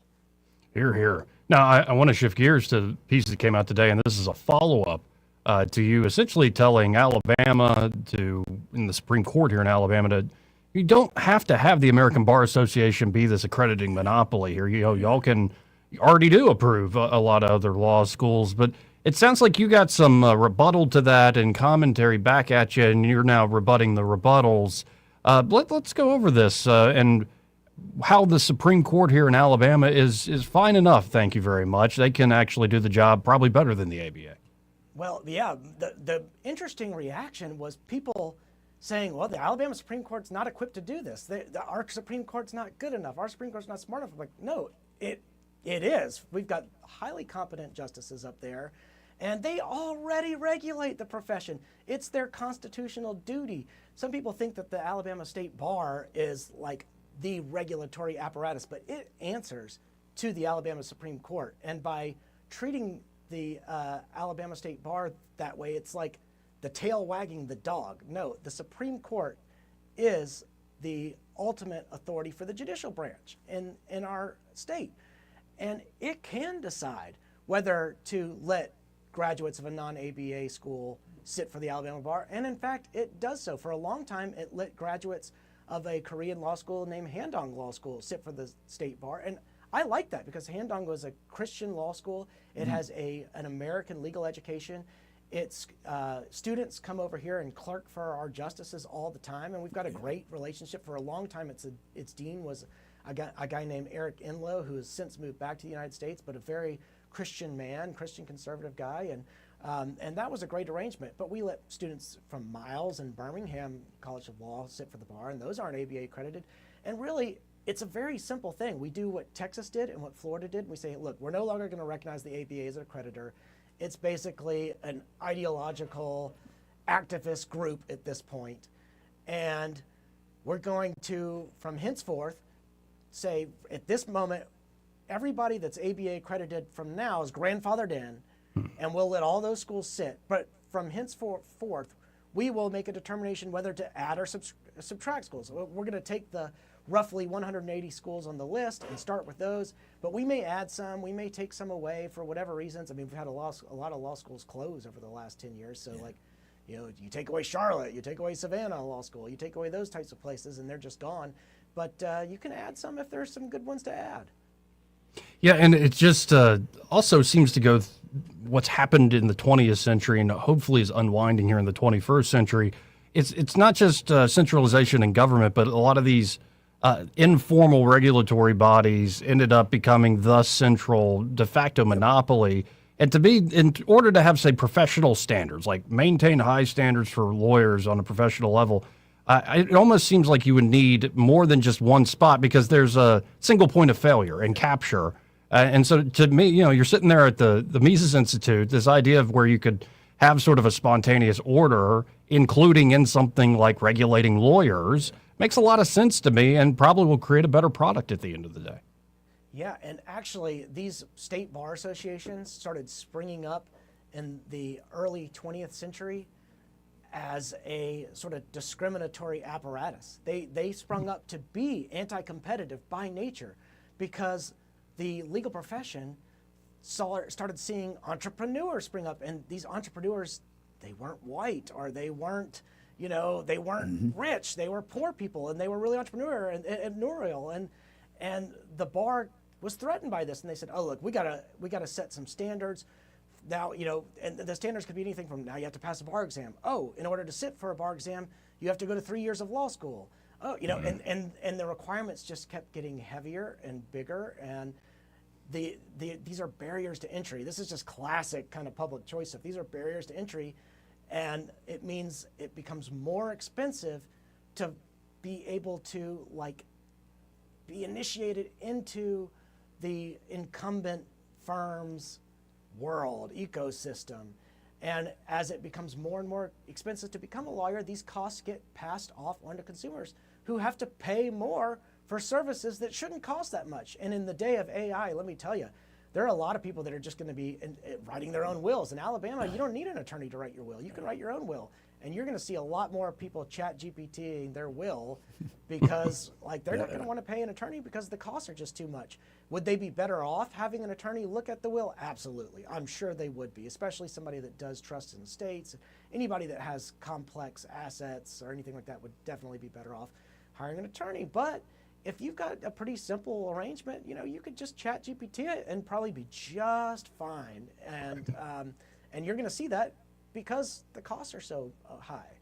I'm a Grok man, though. ChatGPT gives me the creeps. It's almost too suggestive, and whereas Grok's just a little more fun. Agreed. But either way, I get your point's well taken, and I think you need to open up things not only for a better product, but just more access in general. And I think that is just a problem that's bedeviled the system since it began. Of the rich seem to get better representation. The rich seem to be able to hold certain doors and gates. And that's an unfortunate thing. And so whether it's modern technology or just opening things up into law, I think it's a better approach. Hey, I have a confession to make real fast to both of you. I just started The Theory of Capital by Menger again, and I got to tell you something. I remember why I like the military sciences better than the economic sciences. I just want to say that. But at least the Austrians are easier to. You can actually read them. They actually are good with the word. They are. As opposed to it's pretty dry. Some other stuff. But it's funny. It was 2 weeks ago. I was defending Hayek's prose to somebody because I actually tend to like Hayek's prose, and then somebody sent me a sentence, and I looked at it. I was like, okay, well that sentence is indefensible. I'm not going to defend that sentence, but I wouldn't take that one as representative either. Right. Well, folks don't know what we're talking about. Go pick up a basic book by, say, Murray Rothbard, and it's engaging. It's half the time you can feel the guys fist punching through the page. There are a lot of great writers in the Austrian tradition, and there are. Even when it's high theory, I think it's really great stuff. I didn't know you were reading Menger. I was a political science major. I have a master's degree in political science from Ole Miss, and I went to law school at the University of Dayton for a year. So I was exposed to a lot of capital theory and that stuff, and I thank God for people like you, Alan. That's what I'm going to say. Well, if the best thing that could possibly happen from this show, we've talked about the bar, we've talked about the corporate equality, would be people buying a bunch of books by Menger right now and reading it. That would be awesome. Amen. Now, again, folks, we've been talking to Alan Mendenhall. He's a research fellow at the Thomas A. Rowe Institute for Economic Policy Studies and senior advisor of Free Enterprise Initiative there at the Heritage Foundation. And folks want to check out your work, Alan. I know you, of course, weekly there at 1819 News on Monday mornings, but you have a lot of work that is published all over the place, right? I do, yeah. It's my website is alanmendenhall.com, ALLENMENDENHALL, and I post all my writings there. I'm probably going to take the videos off because now I do news as like my job, and so I'm doing this several times a week, and there are too many videos to post, so I'm going to just take all the videos off and stick with the writings up there. But yeah, that's the best place. Well, I always appreciate your time, Alan, and we'll talk again soon. Thank you, sir. Yeah, you guys are awesome. Thank you. Yep. Again, that's Alan Mendenhall. Always appreciate his time, and yes, he is awesome. He's just got he's just so positive and so on it, man. He's got a great sense of fashion and style. He's just a full, life force. He's a man amongst men, and I will say this: he doesn't know how to clean his office though, because he used a power blower. Remember that? That was the funniest thing. But he goes, I can't find anything. It's everywhere. Well, we got to hit this break. We'll be right back, folks, after this. He may not know whether he's coming or going, but whether you're going to work or coming home, Greg Budell is there. Mornings 6 till 9 and afternoons 3 till 6. Only on News Talk 93.1 FM WACV. Welcome to Eclectic Coins, Montgomery's largest coin dealer, specializing in buying and selling investment-grade gold and silver coins. And they have a large selection of rare coins and coins from around the world. Visit them at 543 Northeastern Boulevard or on the web at eclecticcoins.com. Eclectic Coins, where collectors who know go. The 22nd Annual Autism Crawfish Boil, benefiting Easter Seals of Central Alabama, is April 11th at Riverwalk Stadium. Proceeds from this fun family event benefit autism programs at Easter Seals of Central Alabama. Enjoy all-you-can-eat crawfish, live music, and even a baseball game. The Autism Crawfish Boil, April 11th at Riverwalk Stadium. Stay and eat or grab them to go. Scan or visit mudbugball.com to purchase tickets and get info on curbside pickup. Hi, this is Bo Goodson from the Goodson Group with your Real Estate Minute. Here in the River region, thousands of hardworking folks will be buying a home, some for the first time. How do you know you are buying the right home? It starts with research. A buyer's agent can help you in your search, providing a list of homes you may not be aware of or know about. At the same time, a meeting with a local lender to find out exactly what you qualify for and how much it will cost at closing and monthly. A list of needs and wants provided to your agent will help them locate properties that match those needs. An example would be bedrooms, baths, school zones, floor plan requests will also help. Start shopping and look at homes and compare and make a list of pluses and minuses for each home. Compare them with your agent to narrow the field. After you work out the contract, appraisals and inspections come next, and then the closing. For more details, call Bo Goodson at the Goodson Group, 221-2883. That's 221-2883. 2026 marks 60 years that hope has had a home in Alabama. At the Alabama Sheriff's Youth Ranches, children who've lost everything through no fault of their own have found something priceless. A safe place to live, a loving Christian family, and the chance to simply be kids again. Here, boys and girls grow up surrounded by care, guidance, and faith, learning right from wrong, learning responsibility, learning they are valued and that their lives have purpose. As the Alabama Sheriffs have believed for 6 decades, it's easier to build boys and girls than to repair men and women. These former ranchers are now teachers, parents, business owners, and leaders, living proof that love, structure, and faith can change a life forever. As the Alabama Sheriff's Youth Ranches celebrate 60 years of serving Alabama's children, you can help ensure the next child has the same chance. Learn how you can make a difference at alabamasheriffsyouthranches.org. 60 years of building lives, and we're just getting started. I was in foot pain for 20 years, trying to give it relief, buying all these different insoles. Drugstore insoles, custom insoles. I spent thousands of dollars. I bought all these products, and not a single one worked. I really, truly needed to have relief in my feet. and the Good Feet arch supports were what gave me the relief I needed. For over 20 years, we've been helping people like Teresa actually live the life they love without their feet getting in the way. They wanted to make sure that I got something that my feet felt good in, not somebody else's feet. I love the fact that I can wear these arch supports in all my shoes. I have boots, I have cowboy boots, I have running shoes, I have walking shoes, I have flat shoes, I have heels. It makes me so happy. If you ask my husband, he will crack up because there is no store I would rather go in than a shoe store. I'm Teresa, and that's my Good Feet story. See what we can do for you with a free personalized arch support fitting at the Good Feet store. We're located at 7341 East Chase Parkway in the shops at East Chase. Now hiring. Are you tired of the mainstream media's biased reporting? Do you want to stay informed on the news that really matters to you? Look no further than 1819 News. At 1819 News, we bring you the latest in Alabama news, politics, sports, culture, and more. We've assembled a team of journalists with Alabama values dedicated to the truth and the truth alone.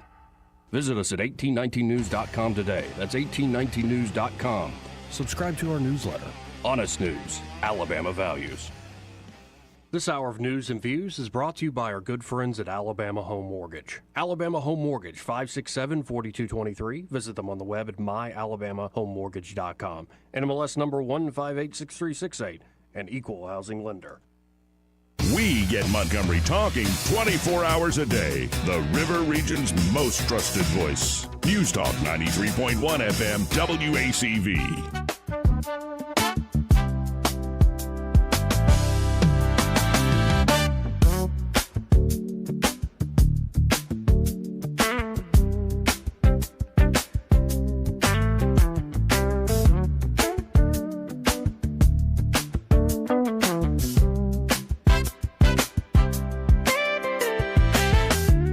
Joey Clark. Welcome back. I'm your host, Joey Clark. Troy Cherico here in the studio with me. Again, Catherine Robertson, who is running to be the next Attorney General of the great state of Alabama. She'll join us a little after 2 o'clock. And now, real quick, let's go back to Washington, D.C., put our focus there. This happened a few days back, maybe over the weekend. I don't know exactly when.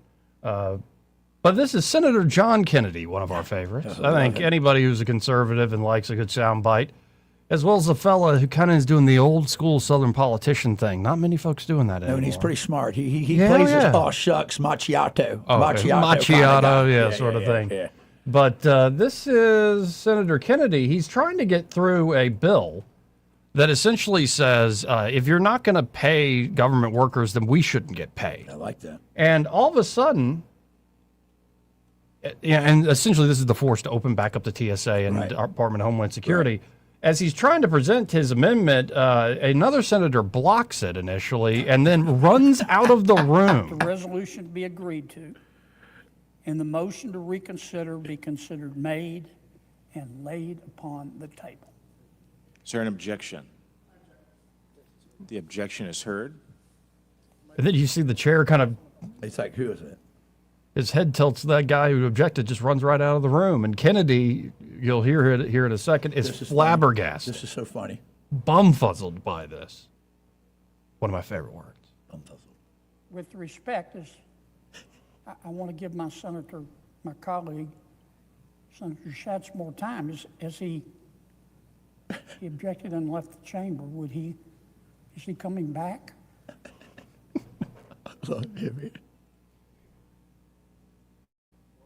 What? Wait, just one second. I mean, is he quick question? Is he ill? He's calling him out. I love it.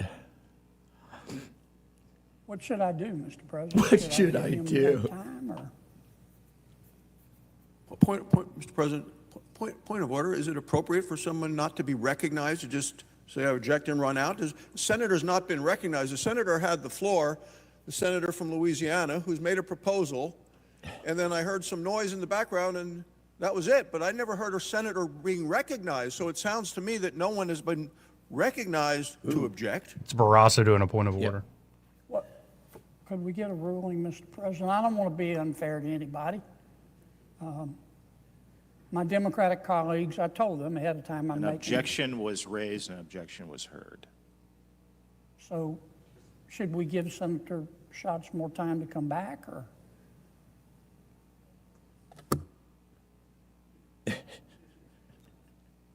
Should we give him more time to come back and explain? Wait, I see the parliamentarian giving us. And so it's like, What well, a shameful, just shameful runs group right of out of the people. room. Shameful cowards. What a mess, man. Absolutely what a mess. And so things still not getting done. So here, let's go. This was Senator Britt. Yeah. On, I believe, Fox with Peter Ducey was hosting the show. So, yeah, Fox Sunday Morning, but it was Peter Ducey, young Peter. I like him. And, yeah, what's not to like about young Peter? He's so affable. Yeah. Like, and, you know, I like him better than his dad, I have to admit. Yeah. I like him a little better than Daddy. That's like saying cat poop's better than dog poop. Yeah, there you go. Now, here's Senator Britt taking on a lot of these Senate-based issues. Let's listen in. Yeah. And let me say this, Peter. I believe if Congress wasn't getting a paycheck right now, that they would be much more eager to find a solution about this. And I believe John Kennedy has a bill, and it says that if we don't do our job, and that if people aren't getting paid in the government that have stepped up to serve the United States government, then Congress shouldn't get a paycheck either. I firmly support that. And I think that if that moved through the Senate and the House, that ultimately people will be much more eager to find a resolution. And I am all for it. I want to ask you about something else. The other big story this week, which is Epic Fury. Yeah. It continues. You spent a lot of time with President Trump. I want to play a soundbite of something that he told me about the Iran war in the Oval Office this week. He said twice today that you talked to another former president about the Iran strikes. Was it George W. Bush? No. Was it Bill Clinton? I don't want to say. I don't want to say. Because Barack Obama. a member of a party, and they have trumped arrangements ended them all. None of these former presidents will own up to that. My guess is Bill Clinton. Okay. What's your guess? Well, here's what I guess is that in the last 47 years, not one American president has had the courage and the moral clarity to execute in the way that Donald Trump has. So Redirect. I think they all wish Well that done. they had taken action, because you look at the countless number of American lives, the tragedy that has ensued because of She's too message disciplined to go for Peter's bait there. She would take it. I love that some folks said it was the painting of Andrew Jackson that was talking to him. it Like, was do the it, ghost of Donald. Old Do Hickory. it. Ghost Yeah, of Old Old Hickory. Hickory. Yeah. Do it, Don. Are you a man or not? Like, goodness. Tell them gracious. they've made the laws, now enforce it. Yeah, like, yeah, we'll see. Trump, I guess, is the one who has the guts. He does. But on Operation Epic Fury, there's one fella that it's never going to be enough. I'm sorry. It's never going to be enough for Lindsey Graham. It's never going to be enough for Lindsey. I love women, but I love war. Like I was in the Army. I was a JAG officer. What is that? I mean, they're great JAG officers, Oh, no, right? but they're not. They're combat service support. They're not out there having to go grunt through and fight through the stuff. You know, he's like, send them. We can take it. Kharg By the way, that's too easy of a joke. A JAG off? A JAG off. That's too good. easy. That's Hey, just right don't there. listen to him. He's a JAG off. Yeah, it's just right there. Anyway. JAG officer. JAG off. Good. Nicely done. This is Lindsey. I see what you did. Making an allusion to World War II because it's his favorite thing to do. If we did it in World War II, we can do anything. I'm like, a lot of people died in World War II, man. And though I tend to agree with you, Troy, we are soft. I think we also like, can you imagine, like, say, not just World War II, World War I? Like, yeah, just go in there and go into that meat grinder and stuff. I think there are just people today who are like, no, there are smarter ways of going about things. We don't need to have all these folks die. But listen to Lindsey. I believe what happens in this interview is somebody brings up the Wall Street Journal saying, here's potentially what could happen if the Marines take Kharg Island. And Lindsey does not take kindly to the, let's say, brainstorming and thinking through all the angles there, the wargaming of the Wall Street Journal. Let's listen in. Obliterated, and they're running out of money. So here's what I tell President Trump. Keep it up for a few more weeks. Take Kharg Island, where all of the resources they have to produce oil. Control that island. Let this regime die on a vine. Is this going to, though, take Kharg Island? Is it going to involve U.S. troops on the ground? Let me just read you something from The Atlantic. Does an assessment on that. They say U.S. troops may well take Kharg Island. We believe their ability to do so, but only to endure ballistic missile strikes, drone attacks, petrochemical smoke, all without a reliable means of obtaining logistical support. The result could be a grinding war of attrition. They talk about how far away they would be from resupply. I'm sort of tired of all this armchair quarterbacking. This has been an amazing military operation. God bless the fallen. But it's a difference when we talk about troops on the ground. I trust the Marines, not that guy. I trust DOD. We got 2 Marine expeditionary units sailing to this island. We did Iwo Jima. We can do this. The Marines, my money is always on the Marines. I don't know if you take the island or you blockade the island, but I know this. The day we control that island, this regime, this terrorist regime, has been weakened. It will die on a vine. And here's what I want to do. I want to get with Chris. I want to sprint to peace. As the war winds down, I want peace to ramp up. The reason we don't have Saudi Arabia and Israel making peace is October the 7th, 2023. Iran, through Hamas, attacked Israel, stopping normalization. I want to take up and complete what Biden started. As soon as we get Iran defanged so they can never do another October 7th, I want to start up peace talks between Saudi and Israel this year. I want a peace deal between Saudi and Israel normalizing, ending the Arab-Israeli conflict. It's been going on for 2,000 years this year, and you can't do it with a lethal Iran. So we're weeks away from this Iranian regime not having the capability to stop peace. Okay, very quickly, though, because Yeah, but that's not even addressing the possible concerns of actually running that operation. And we'll see. It sounds like Trump is trying to not have to do that, let's say, to get this thing settled beforehand. Yeah, I think that there's a degree of it's somewhere in between what he's saying. And I think, though, I'm of the school of thought. We've come this far. There's nothing that I think Iran will be able to put into action through words that they are not going to stop their pursuit of the things that they've been doing. And they do not recognize the right for Israel to exist. And this current regime must be capitulated in order to really declare success here. Otherwise, you're going to have more and more Shia fundamentalism just as a result. So, No, but it's interesting. You hear Lindsey Graham say a few weeks. Yeah. You hear Tuberville say a couple weeks. Yeah. And you had Senator Britt saying, well, I think she said courage. Yeah. I would say balls. President had the balls to roll the dice on this. It's a risky thing anytime you do such a major operation. And, well, we'll see how it turns out. But, yeah, that's my hope is this thing is done soon. Testicular fortitude, as we call it. Indeed, we got to hit this break. This part of the program brought to you by Pest Pro Services. And they're at Pest Pro. Ashley and that fantastic team are ready to help you out. You know, we had that cold snap. Well, now the back. Insects are back. Wasp everywhere. Oh, yeah, man. I was thinking of you. I go, I bet they're buzzing Joey right now. They buzzed me as I was on the way out the door today. I'm like, daggum it. I'm going to get you guys. But, of course, Pest Pro can take care of you. Have any major problem, just need that basic pest control coverage. And, of course, it could be wasp is what's your problem, or maybe you want the yard treated for fire ants. Maybe you're tired of cockroaches or mosquitoes. And maybe it's been too long since you've had a termite inspection done. You got to have that done. You're playing with fire in that regard if you don't actually get on top of it. And so what you can do is you can always go to ppsriverregion.com, learn more there about all their different, say, subscription models. They have a basic package, and then on top of that you can add like the termite and the mosquito treatments, and it's a very reasonable, great way to control costs for your pest control needs throughout the year. And, of course, you can always go to Pest Pro Services on the Book of Faces. Just search Pest Pro Services there on Facebook or call them direct, 265-9990. That's 265-9990. And be sure to tell Ashley and that great team that Joey and Troy, those fellas on the radio, sent you. Want to carry News Talk in your pocket? Download the News Talk 93.1 app from the App Store. Available on iPhone and Android. Never miss a moment. Download now.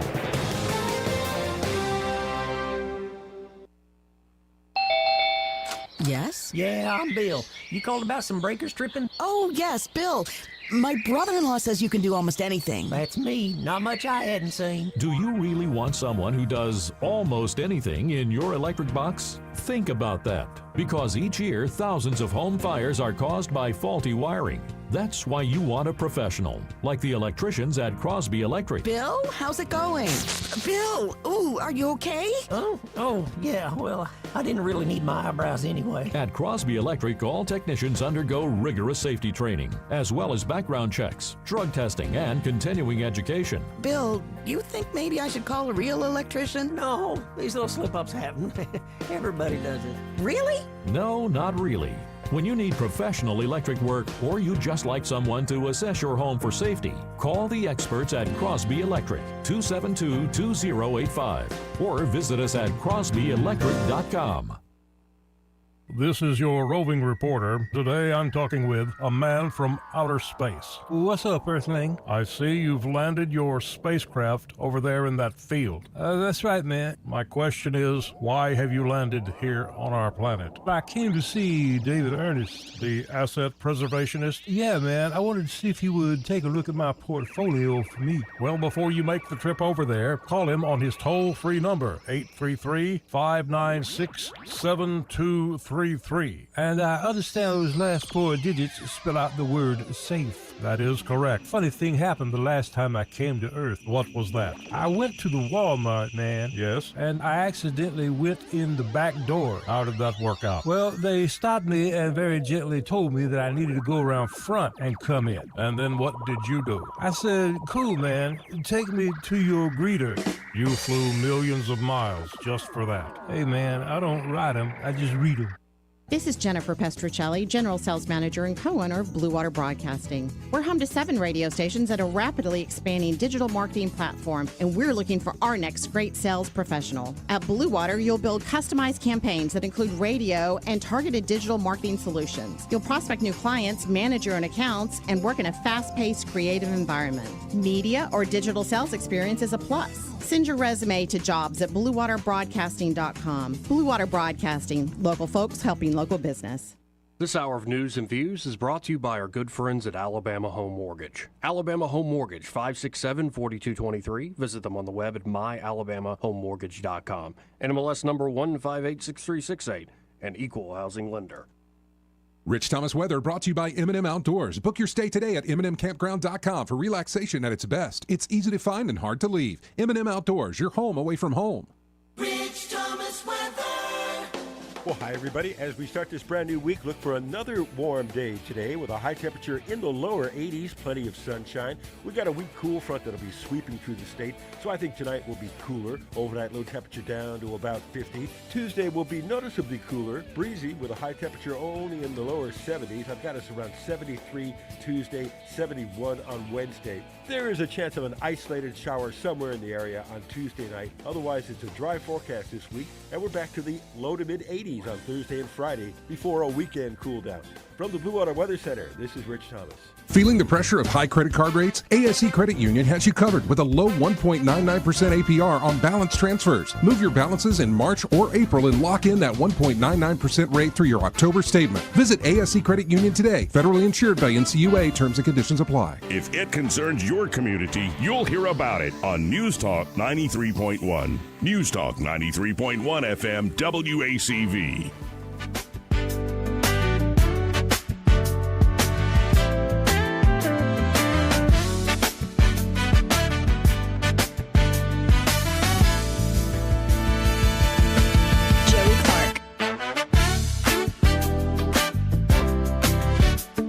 Welcome back. I'm your host, Joey Clark. Troy Carrico here in the studio with us. And let's go to the phones at 272-9228. We have joining us Clark. Hey, Clark, how you doing? Hey, Neil. How are you doing, Mr. Clark? I'm all right. Mr. Carrico, you're well? I am. If I were any better, I would be twins. There you go. So, let's see. On Lindsey Graham's comment on Always Bet on the Marines, there was a Wesley Snipes movie in the early 90s, Passenger 51, in which he had the line, always bet on black. I would say always bet on green. Absolutely. When the Marines are involved. Mr. Carrico. Yes, sir. When you were in service, did you carry a cloth-bound, light green, government-issued notebook on your person every day? I still have them right. I still have one right here. Of course I do. Okay. All right. Now, did you have a list of things that were going to be done today in that book every day? Absolutely. With boxes next to each one. Absolutely. All right. Anybody that has questions about the way that what's going on in Iran is being conducted? Yeah. Boxes are being checked and ordered. Amen, okay? brother. Amen. You know, this business of, well, America's weak because they're negotiating now. Give me a break. Yeah. That box was marked down for March 23rd, about a month and a half. You aren't kidding, brother. Ago. Yep. Now, people talk about Trump plays chess. That's not really right. Because when you play chess, you get a turn, and then your opponent gets a turn, and then you get a turn. And what's happening here is jump, jump, jump, king me. Jump, jump, jump, you're out of checker. Sorry, you lose. You want to play another game? Yep. That's the way this is going. And because I'm a little ADD, we'll jump to the SAVE Act. Mm-hmm. Now, one thing I've been seeing is the Democrats are saying that the Republicans don't want married women to be able to vote because it's harder to get their identity changed. 10 years ago, didn't Hillary tell us one of the reasons she lost is because men told their wives how to vote? So we're not worried about married women. They got a husband to tell them how to vote our way, so that's not our issue. Just kind of tongue-in-cheek. But anyway. And lastly, Coach Tuberville talked about they want to get the illegals to vote. Okay, if they got the illegals to turn out and vote, that would be great. And don't get me wrong. It's not that they wouldn't like that to happen, but they can't depend on that to happen. The reason they are desperate to keep the illegals is so they can pad the voter rolls to allow for elasticity. If Republicans show up with 500 votes, the Democrats need 501. Now, if they have 400 voters, they have to manufacture 101 votes, and that's where the illegals come in, because by putting them on voter rolls, the motor voter, counting them in census, et cetera, they have the elasticity to allow them to generate votes in given districts. And that's the whole point of sanctuary cities, is to have the ability to pad the voter rolls in the key places where they're going to need those votes to swing both statewide and national elections. And it sounds like splitting hairs, but you have to really understand exactly what the other side is doing and to be able to counter it, right? All right. And I don't think it's splitting hairs, and I think it's a healthy change in American politics. People are less focused on a narrow issue and starting to see, well, the larger game at play, the structural game at play. Yeah. Yep. Well, you know, you hear people talk about, well, they offer packs of cigarettes to come and smoke, and they go round people up and give them rides. They used to be able to win that way, but they cannot win that way anymore. We cannot fight the last war and win the one that's coming. Well, we got to figure out how to fight the one that's coming at us. You have some really good insight. I mean, great insight, Clark. And back to what you were saying. If you are one of the sheeple out there that continue to read the diatribe and the garbage that's being put out by the mainstream media about how we're weak, how we're losing, they don't know poo-poo from Sonola, as they used to say, and that's the truth. Well, and on one thing, it's to your point, Clark, I don't know if you've heard this. This was Justice Samuel Alito earlier today. Justices are hearing a challenge to receive mail-in ballots after Election Day. Let's listen into Justice Alito. Lots of phrases that involve two words, the second of which is day.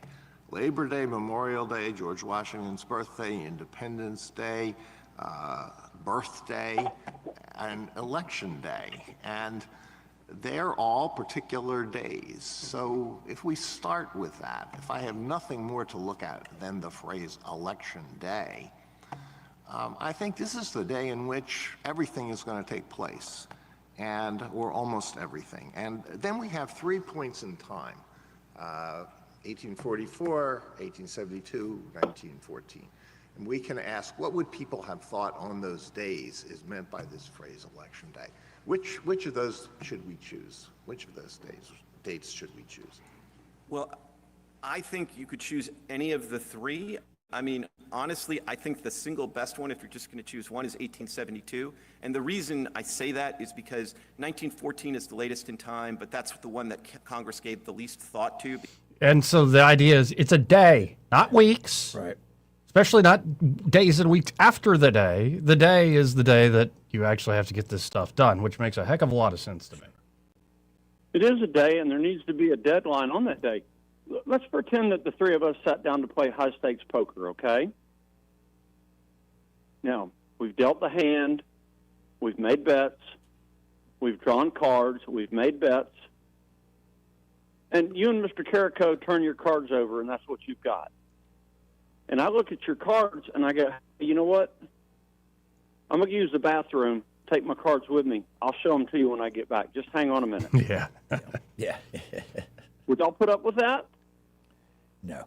Now, when we well, make me think you got an extra ace up your butt. Really, up your butt. Yeah. You're laying your cards down now. So when everybody puts their cards on the table, except for, I don't know, 6 or 7 key counties and key states, and they look at everybody else's cards and go, you know, we're not done counting yet, but we're going to let you know as soon as we get them counted. That cannot be tolerated. No. Right. If you don't have them ready, that's too bad. You go explain to your voters why you couldn't add 1 to whatever number you had enough time to figure out a total. Well, Clark, I'm up against a break and got a guest here after the top of the hour, so I appreciate the call. Keep doing what you're doing. Thank you, sir. Thank you, buddy. Or hit this break. This entire hour brought to you by Alabama Home Mortgage. And there at Alabama Home Mortgage, Kim Williams and Madeline Cannon are ready to help you. Folks, you can't control interest rates, housing inventory, or what the national news decides to panic about this week. But what you can control is your timing. You decide when it's right to buy, when it makes sense to refinance. And instead of using like those free online calculators or going to some 1-800 lender or these flashy mailers or spam calls, instead sit down with a great local company like Alabama Home Mortgage. Of course, if you're looking to buy, they can get you a pre-approval that's actually worth what is on the paper. And of course, if you're looking to refinance, they can get you the best possible deal, especially if you're a veteran. Things like for veterans through the VA mortgage program, no benefit, or excuse me, no down payment. No down payments is a major benefit. No down payment purchases and 100% cash out refinances. Mm-hmm. So get with Alabama Home Mortgage today. If you've been thinking about it, don't procrastinate. Actually, just get prepared. And they can help you there. We start the conversation at 567-4223. That's 567-4223. Or you can always apply online at myalabamahomemortgage.com. There is a difference in mortgage companies. Let Kim and Madeline prove that to you today. NMLS number 1586368, Equal Housing Lender. We will be right back after this. He may not know whether he's coming or going, but whether you're going to work or coming home, Greg Budell is there. Mornings, 6 till 9, and afternoons, 3 till 6. Only on News Talk 93.1 FM, WACV. This hour of news and views is brought to you by our good friends at Alabama Home Mortgage. Alabama Home Mortgage, 567-4223. Visit them on the web at myalabamahomemortgage.com. NMLS number 1586368, an equal housing lender. We know the businesses that keep our communities moving. We walk the same streets, shop the same stores, and support the same local families. Janney King franchise owners take pride in caring for the places they keep our hometown strong. With dependable service, attention to detail, and commitment to doing the things the right way, more businesses are choosing Janney King as their trusted local cleaning partner. Visit JanneyKingCleans.com today. Janney King, the king of clean. News and talk without the static. The River Region's most trusted voice. News Talk 93.1 FM WACV.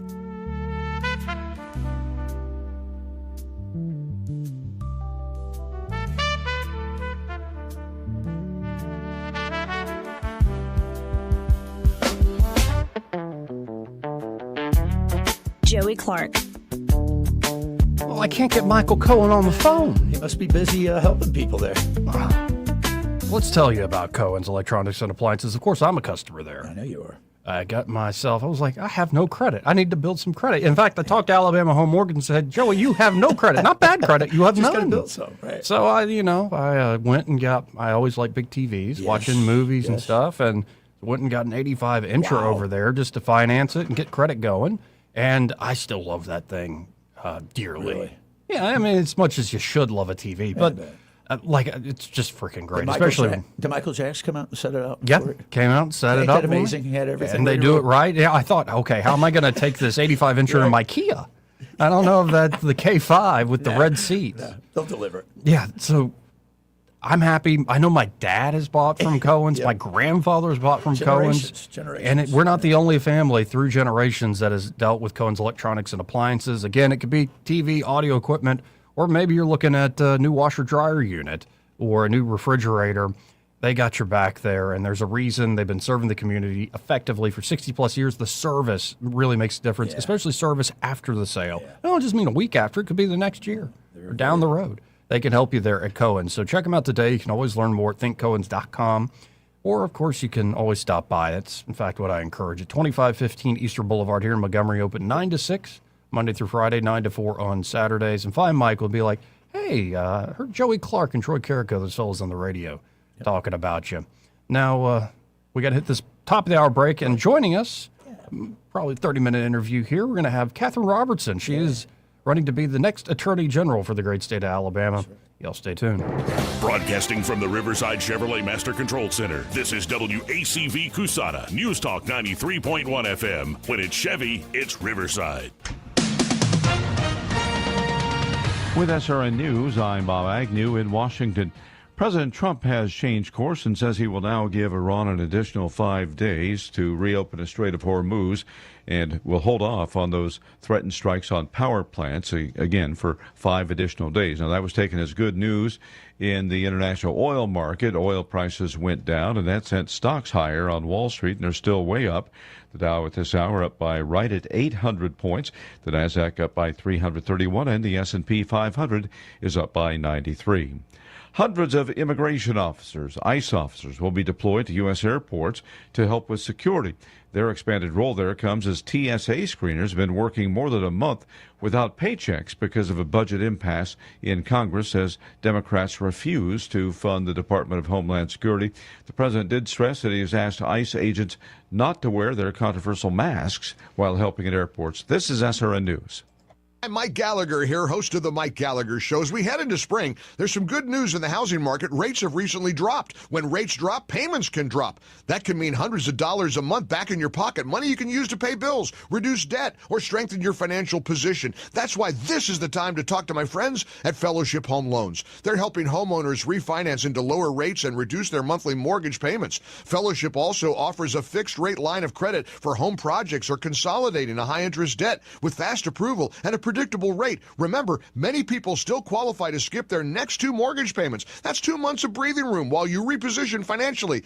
I've used Fellowship personally. I trust these guys. Before you make your next move, go to fellowshiphomeloans.com/Mike G, fellowshiphomeloans.com/Mike G, or call 800-510-MIKE, 800-510-MIKE. Fellowship Home Loans, mortgage lending by the book. Nationwide Mortgage Bankers, DBA Fellowship Home Loans, equal housing lender, NMLS number 8193. Rich Thomas Weather is brought to you by Alabama Wholesale Lumber. It's more than just great prices on lumber. From Trex decking to energy-efficient windows and Tamco shingles, Alabama Wholesale Lumber has it all. Rich Thomas Weather.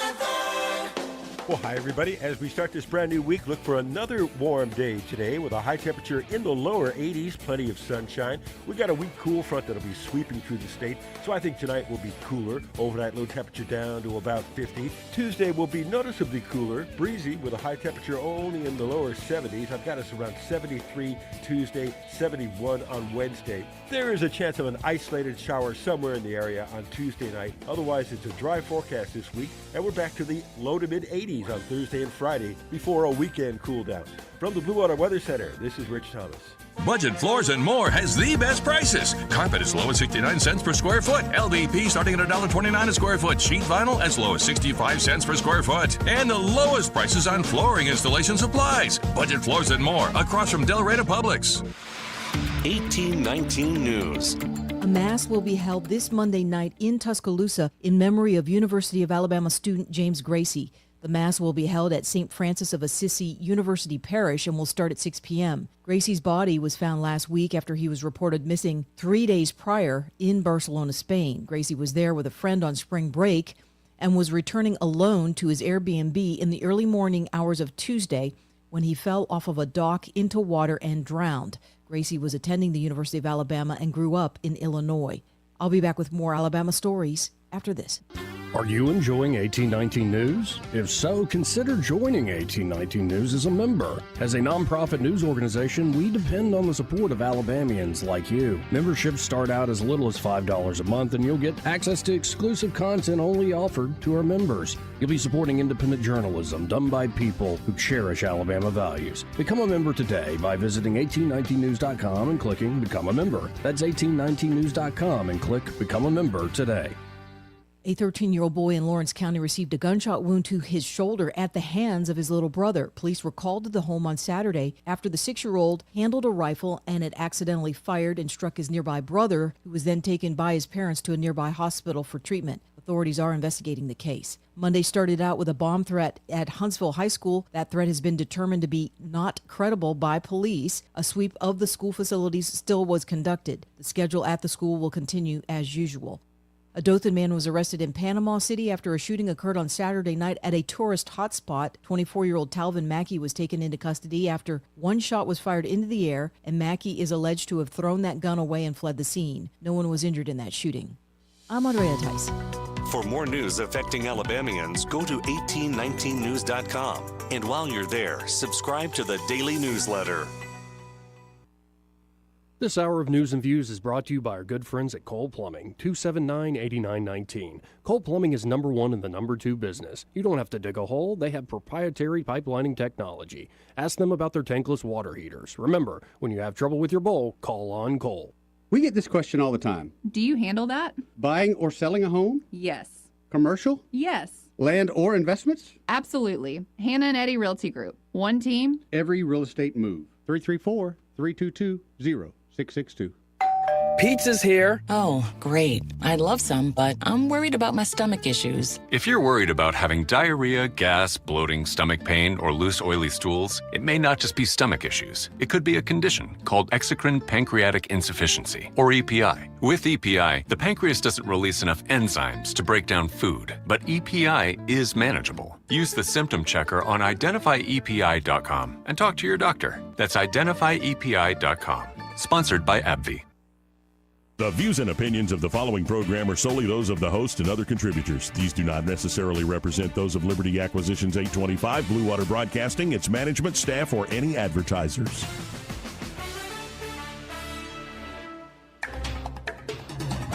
It's time for Montgomery's conversational radio show. It's News and Views on News Talk 93.1 FM. To join the conversation, call 272-9228.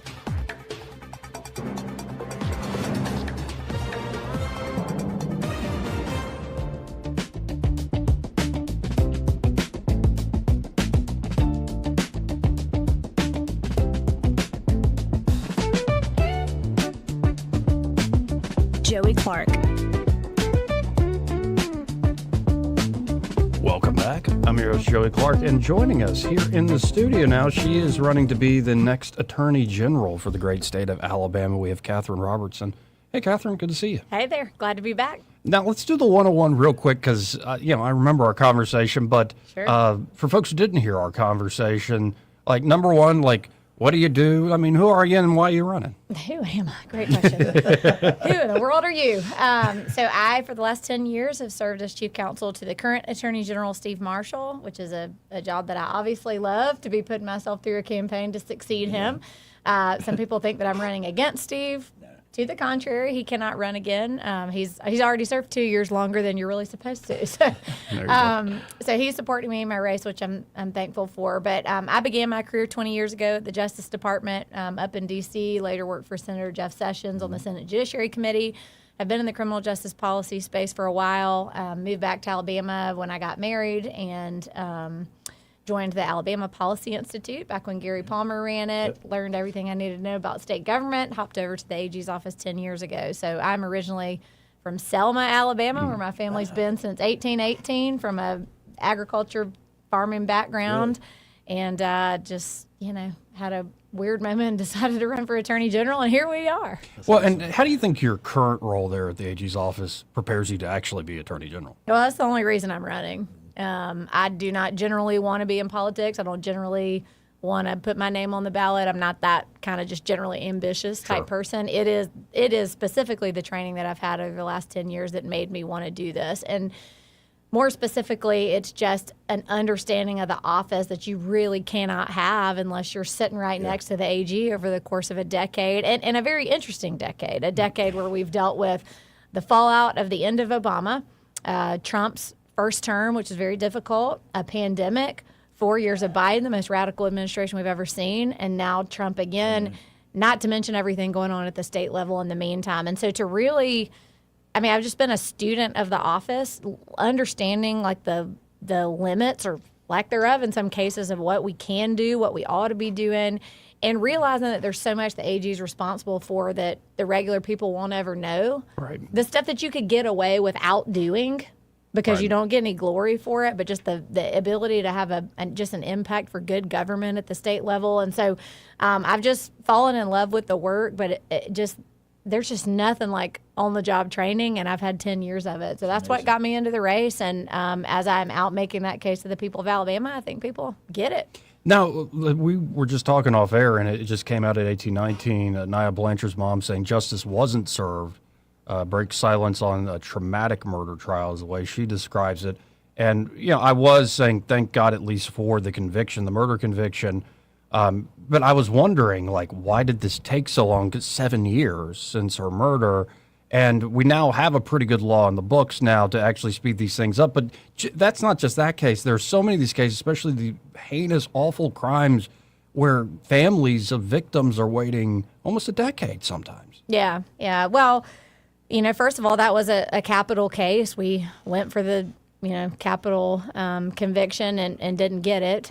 Got felony murder, and we are awaiting sentencing in that case, so we'll see what happens there. But capital cases inherently take a long time because they could result in an execution. And so this case had some additional wrinkles. But one interesting thing about it is that when we passed the Speedy Trial Act 2 years ago, went into effect at the end of the year, this case was the first one that we did a Speedy Trial Act request for. And I'll tell you why that matters. Although there had already been a very long wait, there wasn't a whole lot to speed up, but it did make it a priority. And this case was being tried in Macon County that only has 2 jury weeks a year.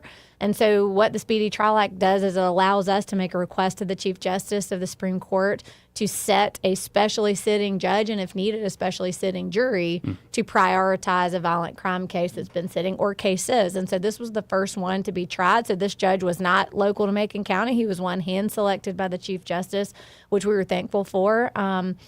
And these cases get complicated. The defense counsel in this case is also the defense counsel in several other major cases that our office is handling and that other DAs are handling. That in and of itself caused delays. But we could talk for hours about why capital cases take so much time, especially the appellate side of it. But I know Angela and I, as mother, I can't imagine what she's feeling. We did what we could to bring them justice. We know they wanted it to be capital because that was the main way to make sure that the defendant never got out of jail. So we're going to keep fighting to that end. Now, not to pry too much to the personal side, but it's kind of the nature of my next question, is how do you steel yourself, be steely, be strong? Because some of these cases really are awful when you get to know the family members. And just could you speak to the personal side of this, that, of course, there is prosecuting and executing the laws of the state of Alabama and doing that faithfully. But we're talking about human beings here at the end of the day, and it's those cases, and you're setting a precedent for future people here in this state. So, just weighing that and going through these cases, how do you weigh that? I think if you lose your humanity about it, then you're not going to be good at this job. I've got to be tough.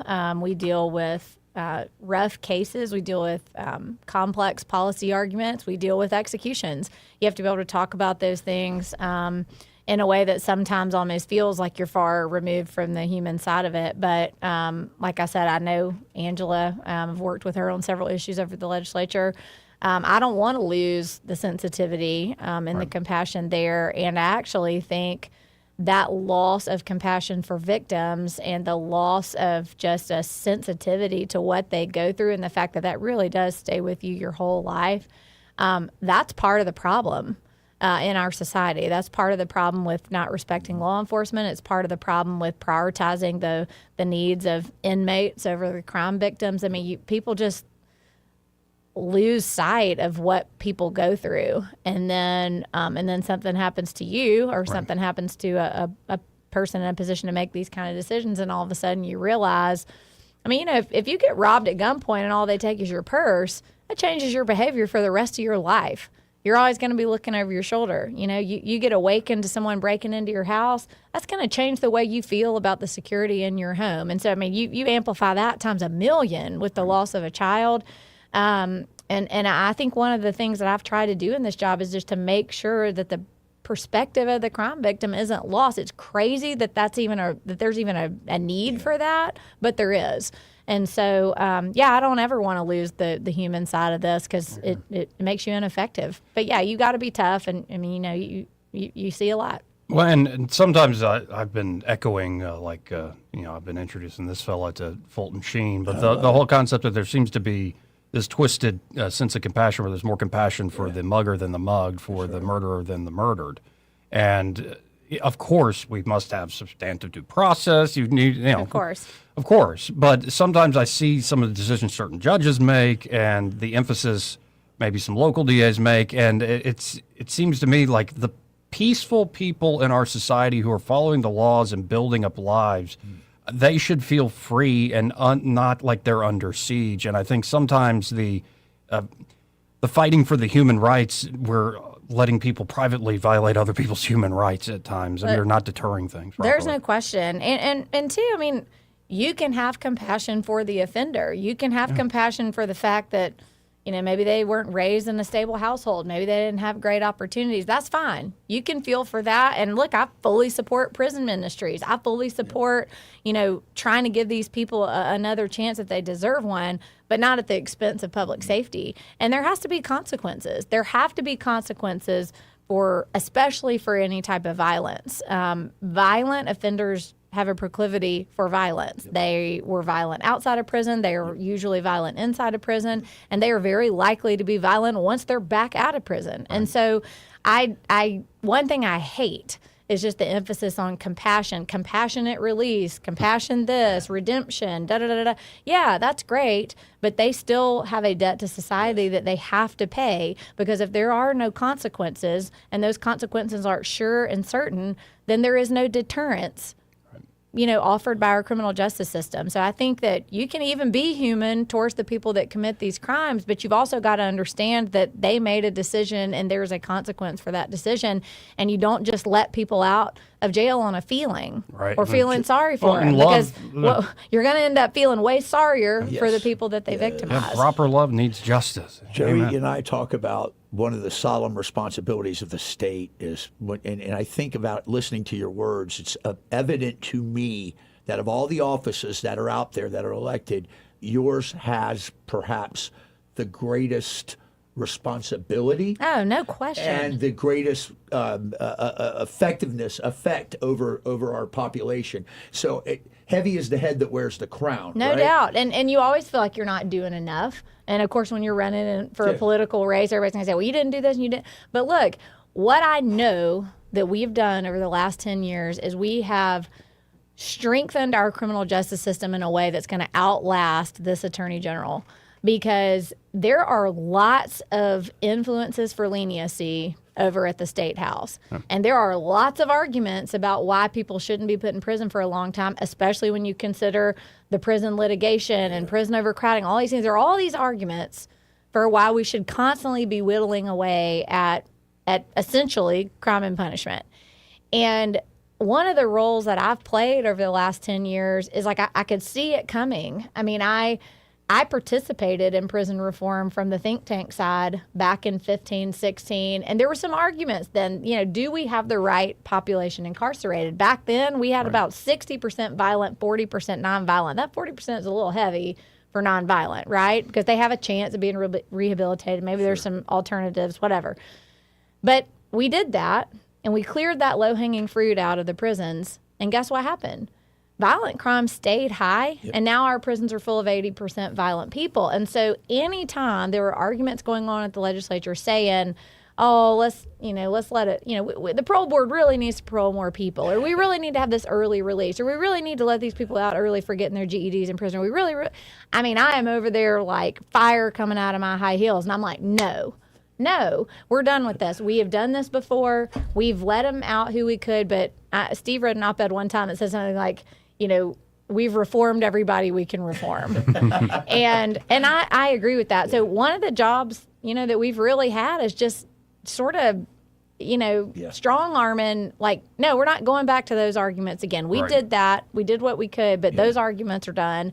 And particularly tried to be protective of the parole board. Now, shifting gears to more the law enforcement side, I believe a bill will be voted on this week. I think it's SB 298, Senator Barfoot's bill about minimum staffing requirements for Class 3 municipal law enforcement agencies, which is Huntsville and Montgomery. And I haven't looked at Hunts Vegas numbers or anything like that, but I know we are way short officers here in Montgomery. Despite, pay raises and all sorts of bonus packages and stuff, we're still short, which, we don't have to get into. It makes you go, I wonder why. We can get into it. Yeah, sure. Number one, what do you think of this bill? Because there would be an aspect of course, the AG's office recouping or recovering any costs incurred by the state and overseeing if the state needs to supplement what the municipality's doing. But what do you think of this bill? Yeah, so I went over and testified in favor of this bill on behalf of the office. Senator Barfoot and I work together a lot on bills and both have a unique interest in Montgomery. He represents Montgomery specifically. I work in Montgomery, grew up down the road in Selma, so I just feel a deep connection to the city and a real responsibility to do what I can from my position to help it. The fascinating thing about that bill, the day I went over and spoke, Mayor Reed showed up and said that the city didn't need any help from the state, didn't need the state meddling, and then one of the Democrat senators from Montgomery said that he didn't believe that more police reduced crime. Wow. And so I, at that point, asked to be called on and said, what? And so I've been helping him work on that bill. Clearly, the bill is intended to try to help Montgomery. Huntsville's doing fine. But, it speaks to a much more philosophical issue than I think people may realize at first blush, which is, if local people in Montgomery elect people like Stephen Reed, should they experience the consequences of who they elect, or should the state come in and bail them out? And I wrote a little op-ed a couple weeks ago when this first came up, and I said, I think the state can't turn a blind eye. I mean, you want the voters to learn a lesson, but nobody deserves lawlessness and nobody deserves to live in fear. And so the state has to step in. So what does that look like? This bill's not a bad idea. It's basically saying, hey, city, if you're not going to police yourself, the state's going to do it and you're going to pay us for it. Yep. I mean, can't argue with that. And you already have Max. You already have, the cooperation with Aaliyah and the sheriff's office. It's worked real well. But it can't take the place of a fully staffed police department. Why do you think we are so low? In terms of, for the audience, in terms of officer levels here in Montgomery? Because you are asking people to police an area that is inherently unsafe without any commitment to them that you're going to have their backs when something goes wrong. Amen. That's why. Lack of leadership at the and the state can be the substitute for a lot of things. But a mayor and a city council run a police department. They choose a police chief. They're going to have a lot to say about how you attract new officers. And I don't think people believe in Stephen Reed enough to do this job. I think it's way easier to take a job to police Prattville or Auburn or really most other places. And that's why the Max unit's so unique, because it's got other layers of protection. that they're going into high crime areas and they're ready and they know what may happen and they know who's going to have their backs. So, yeah, I think the sales pitch falls a little flat from an administration that's not willing to stand with law enforcement beyond what the political party will allow. And I think they're going to struggle. Well, and, we spoke to Tuberville earlier today. A coach, I have a sense, too, say you're in the AG's office, you have a Governor Tuberville. I think Montgomery better pay attention because I'm sounding just listening to you and, of course, knowing Coach fairly well on this issue. Y'all aren't going to tolerate this. No. And, I mean, there are things we need from the legislature, right? I mean, the Attorney General's office can't police a city, and ALEA can't do it long term. There's got to be a real decision on how to staff it and how to fund it. And I actually think Barfoot's a genius by saying, well, the city's got money for it. Sure. I thought it was fascinating. Senator Hatcher, who's the one who made the comments about more police doesn't reduce crime, he also filed for a new occupational tax that's supposedly going to fund public safety. Yeah. Well, riddle me that. But anyway, I think Barfoot's smart because money is not the complete excuse here at all. And so if the state's going to take it on, that certainly shouldn't come out of the pockets of the taxpayers. It should come out of the funds that Montgomery has already set aside for law enforcement. In the meantime, definitive proof that constitutional carry is a right. It's a duty of every citizen, in my opinion. Here. I believe in that. I believe in that. We slapped him down on that pretty good. Yeah, and again, folks, we're talking to Catherine Robertson, and this 30 minutes is flying by. Sorry. No, you got me it. off on a couple of things I have opinions on. Now, real quick, and I know we touched on it last time, but it's good to reiterate the point because I believe I just saw the current AG, Steve Marshall, pen an op-ed about this on the fight over abortion and protecting the unborn is not over, though we have some of the strictest laws in the nation. When it comes to abortion, there's much more to be done. So what are some of those things to be done? Yeah, I mean, our main struggle right now is the chemical abortion. It's the mail-in. We don't see a lot of this coming from doctors or providers within the state of Alabama. That'd be easy to deal with. This is coming from out of state and in some cases out of the country. And so what's happening is these women are setting up teledoc appointments. They may not know how far along they are. The doctor doesn't know anything about their existing health condition, and they're mailing them these pills. And I mean, that is ripe for just horrible adverse health outcomes. And so we really hope that this will be solved at the federal level. We have joined efforts to get the FDA to take a stand on this, to move away from the Biden position and to ban this stuff. We can't police outside of our jurisdiction, and every state feels the same way. We're all struggling with the same thing, and so we have a collective effort has been had in court and just interacting with the administration to try to put an end to this because it's bad. Is it because essentially the feds allow that full interstate commerce that this can come in? Because for instance, you can't buy weed from Colorado. Right. There's some interstate commerce issues, but it's also that the FDA has labeled this as safe. Essentially, they've dumbed down being under the care of a doctor in person and that kind of thing. It just made it easier to access, which was the goal of Biden, but it didn't come with any health prevention. I mean, it didn't come with any considerations for women's health outside of just access, that's what abortion people always do. It's all about the access, but never about really considering the women's whole health. And so, it's about money. Yeah. It's about money. It's going to take at least the red states all working together, and hopefully with some help from the administration. Louisiana, my friend Liz Merle, who's the AG over there, has played a big role in this so far. And we're hoping to make some progress. But that's our biggest struggle right now. No, you have something? What's the one thing that you, now that you're on the stump, we're going to put you on the stump, because I want to know. I like your disposition. Firefighting out of a high heels is just damn. What do you think? What do you bring? What is it that your vision is for Alabama? What are you going to do to expound on what Steve Marshall's done, I guess? Yeah. I mean, there are always going to be projects that you thought you'd have time to do. You thought you'd get to it. You thought the climate would be right for it, and you didn't. And one of the things that I'm really interested in right now. We've had this Harvard fair admissions case, with race-based discrimination in college admissions.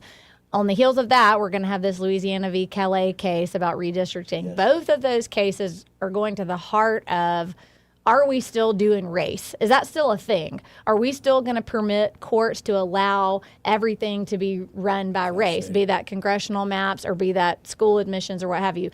Alabama has over 40 school systems right now that are still under desegregation orders that were put in place in the 60s and 70s. Wow. It is a travesty. Wow. And the climate hadn't been right for it. The courts hadn't really caught up to it. The administration hasn't been correct. But if I'm sworn in January, let's say this Calais decision comes out this summer and it's favorable to the states. That gives me maybe 6 more months in my current role, and then, hopefully get sworn in next January and get to keep going.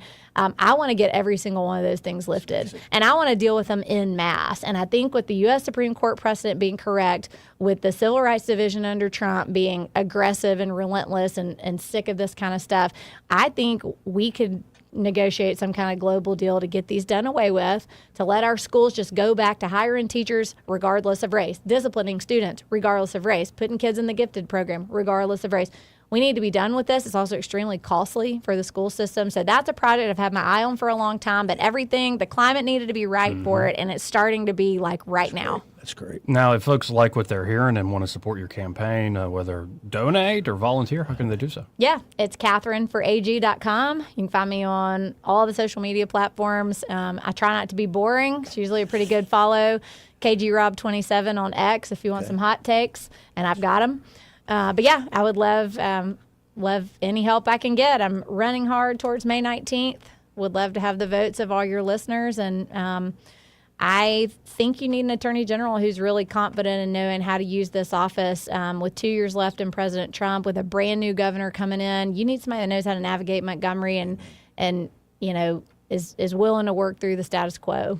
Well, and I'll say, having I've done 2 interviews now on this show. You ain't boring, number one, and there's much more that could be said in your favor beyond just not being boring. So I appreciate your time as always, Catherine. Thank you. It's been great. Thank you so much. We'll be right back. Want to carry News Talk in your pocket? Download the News Talk 93.1 app from the App Store. Available on iPhone and Android. Never miss a moment. Download now.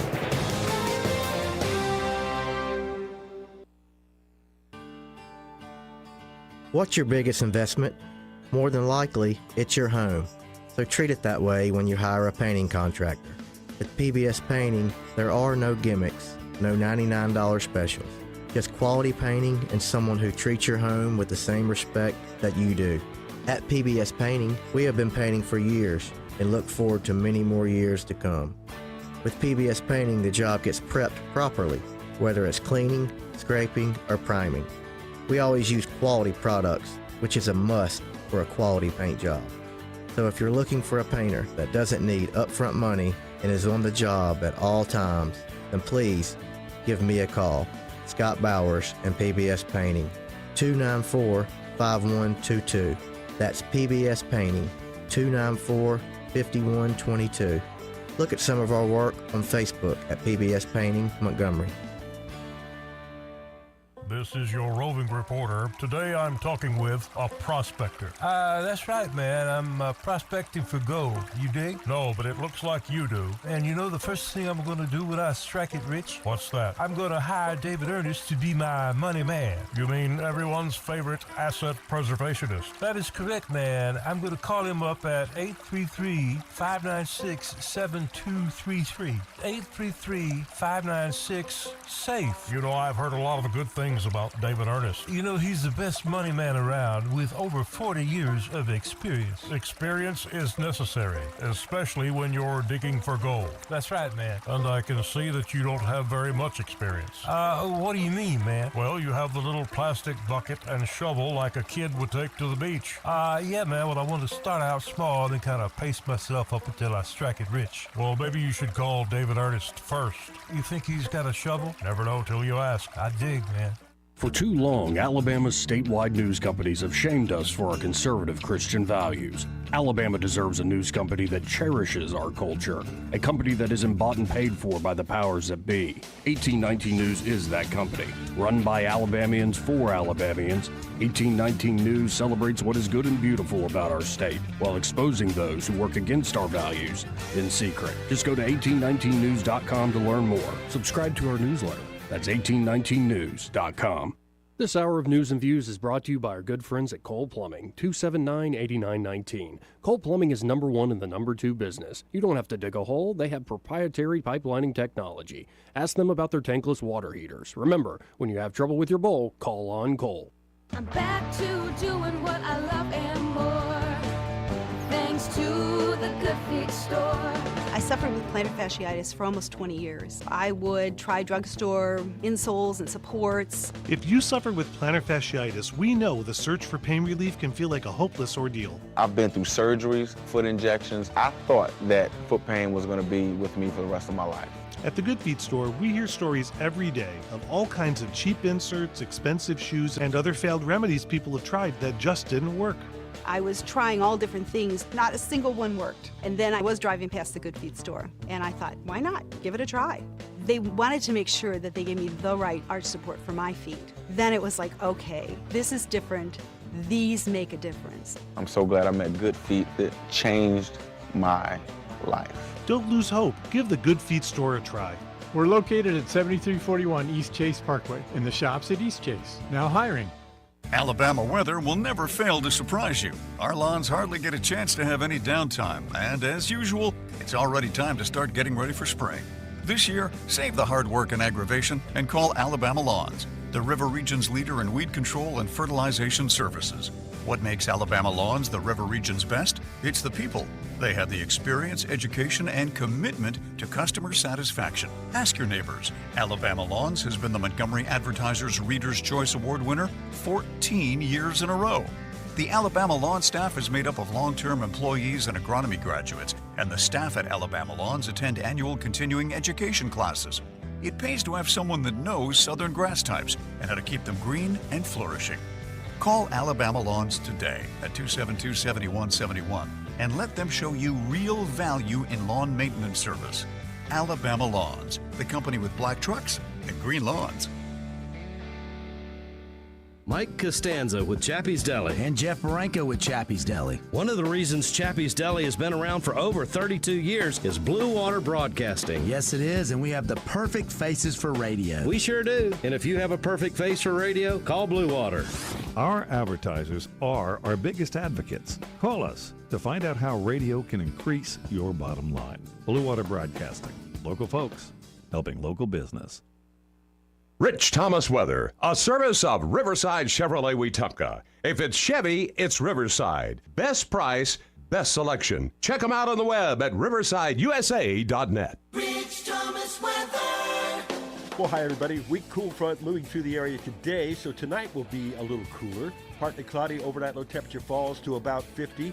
Tuesday will be noticeably cooler with a high temperature only in the lower 70s and a breezy day. There could be an isolated shower in the area somewhere on Tuesday night. Wednesday, sunshine, 71. Back to the low to mid 80s on Thursday and Friday before another weekend cool down. From the Blue Water Weather Center, this is Rich Thomas. The River Region's first and only news talk station on FM. Live, local talk. News Talk 93.1 FM WACV.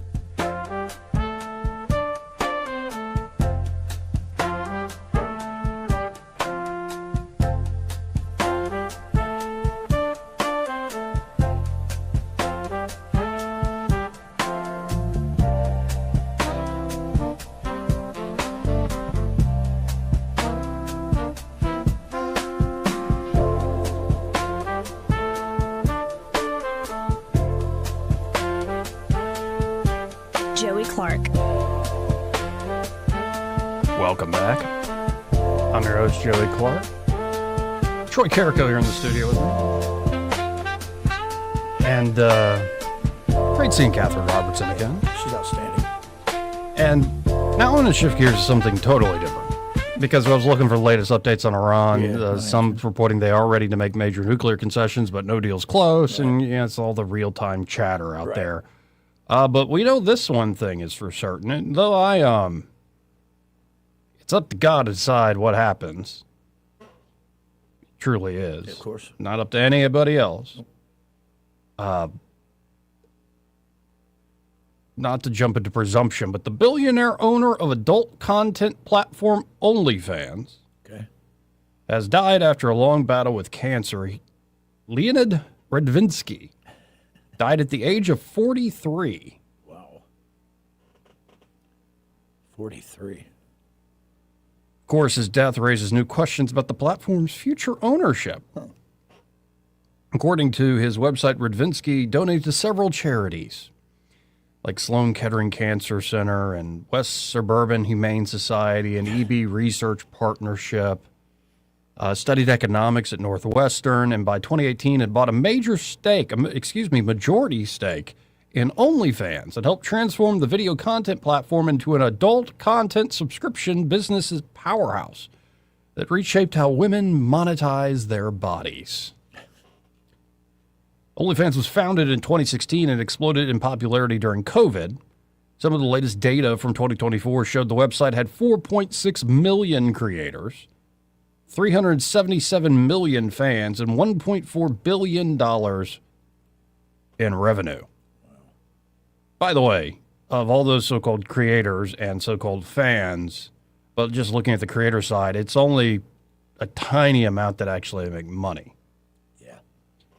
And I now look back on my experiences with disgust. And, I don't want to judge anybody too harshly. People make all sorts of decisions in their life, and they feel comfortable about doing it. And you could say on the margins this was better than the other alternatives, but it just seems like what a sad thing for our culture that if a young woman is blessed to be beautiful in this world, you can do this and you can make a crap load of money. And by the way, it's not just young women, it's men too. And it's, I think it's a very undignified, depraved thing that tears at your soul and your relationship with the Almighty. And so I'd encourage folks to just turn it off. But to see the passing of the guy who made it into what it is, you gotta wonder what's going to happen next for him. But, I hate to see, because, I have a soft spot in my heart for anybody who passed away from cancer because of my mother. But I saw that and just, ooh. And, we make a lot of jokes about it. I think a lot of folks have, and I certainly was for the longest time, desensitized to that reality that that's just a prominent part of the culture. And when you grow up in the internet age, which I did, like a lot of your payment processing, a lot of your innovation in the internet, it was porn. Well, it's 70% of the bandwidth, Joey. Yeah. But then when you start to see, you start to think about it's somebody's daughter, that person might want to actually be a mother later, like the long-term effects of the so-called performers. Again, it's one of those things where I will pray for the nation. Yeah. And again, I try not to judge other folks. I would just hope that they see what they're actually doing and that they are so much more. And I'd say this to anybody, whether you're straight or gay or whatever, you are so much more than your sexuality. Amen. So much more. And that should be a gift that is something sacred and precious for you and somebody else, or maybe you don't even pursue that. And that's a dignified way as well.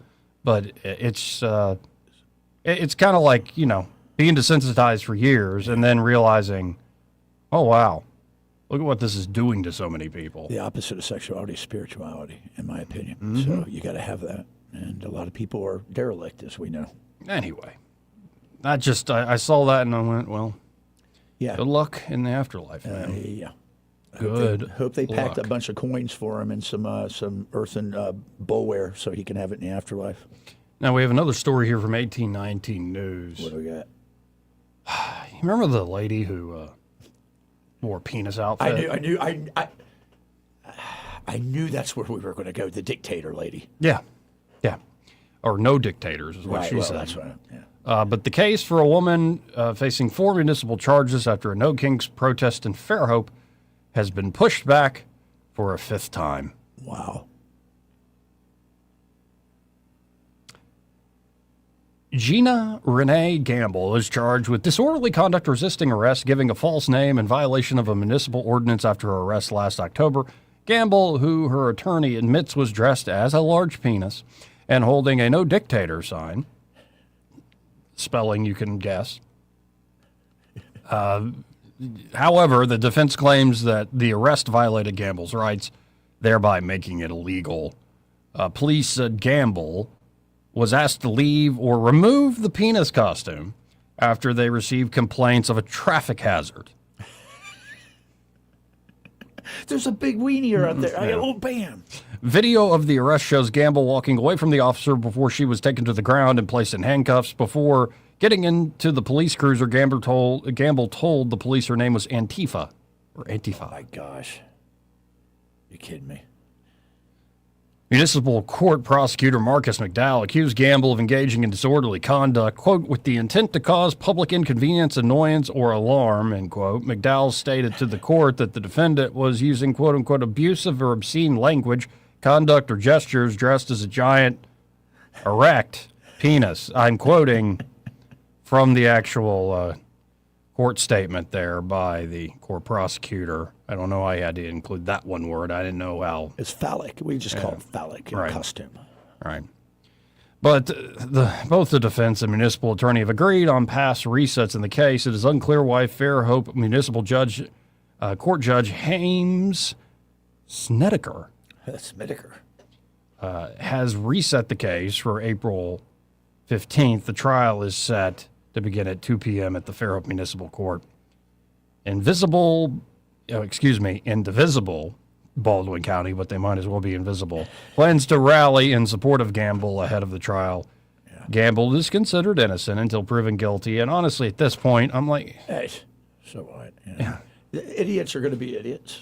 But, you know, if your kid was there and they're like, what is it, Mommy? It's like F the Pirates kind of moment for you. You know what I'm saying? Yeah, it's just one of those. It's the story that won't ever end. That's why it never stops. Like, I got 1892s, and there's Eric Thomas writing about the penis costume lady again. Like, have we not, like, we can't even, no wonder we can't even speed up capital murder trials. we can't even speed up a trial about a woman wearing a penis outfit.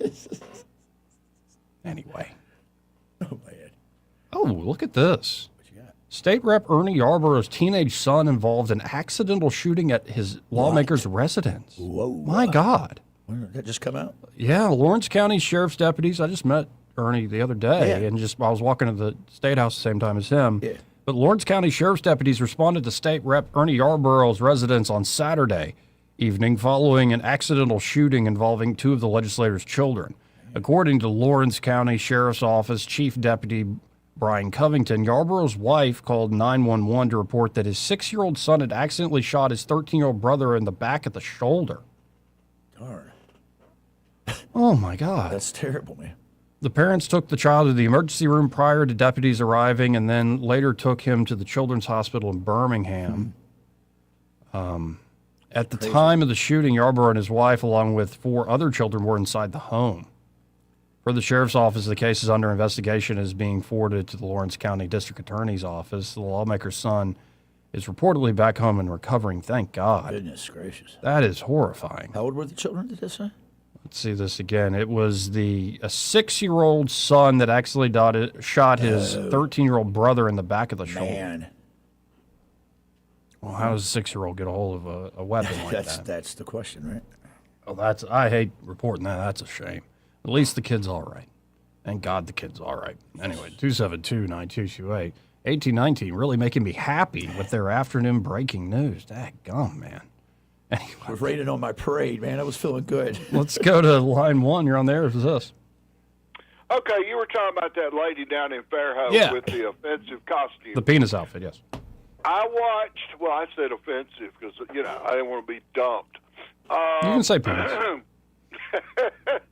I know you can. I watched a movie last night, and I don't watch movies because I don't like they make them so long. I don't have the attention span. And plus, they need an editor. I don't like watching a 2.5-hour stupid movie. But this movie was recommended because it was the Academy or Oscar Award winner, whatever, the big one. It won like Best Picture, some crap like that. So I watch it.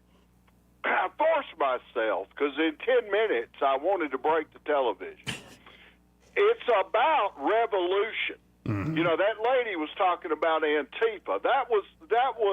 They used a different name. They called it France 1775 or 1975 or something. This underground crap where they go to all these protests and all that stuff, and they want revolution. They want to. We've got people. When you see these protests, this movie is talking about. These people want, and Hollywood supports overthrowing the United States government. Amen. Overthrowing capitalism. I mean, you know, you talk about, you know, like the oath you took, Troy, about protection against all enemies, foreign and domestic. That's right, brother. You never thought it would actually mean domestic. It's domestic. Well, they've been this way, though, for decades, man. I don't know, man. Back in the 60s, they weren't trying to overthrow the government. They just wanted out of the Vietnam War. I don't know about that. Like, I'll put it this way, just to go back another decade, I don't think the House on Un-American Activities, or maybe some of their behavior was bad, was completely wrong about Hollywood. I absolutely agree with that. Oh, the McCarthy hearings. Yeah. You're right. Yeah. He was the canary in the coal mine that was warning us. And we ignored the warnings, and here we are. And, of course, now they guise themselves as politicians. I mean, the Democratic Party is just a terrorist group. I'll tell you something. I write extensively on this at 1819 News, some of my articles, and we have an insurgency inside the wire that is trying very hard to unseat the Republic and to destroy the vestiges of Christianity and all things that make us a great nation.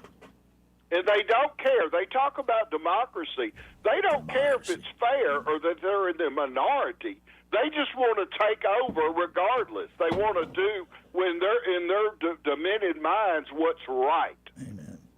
It's, anyway, whatever. And so which movie was this that you watched?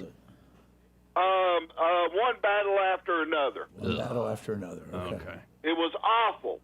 I'm gonna try to watch this guy. I'm going to watch Sinners, I think.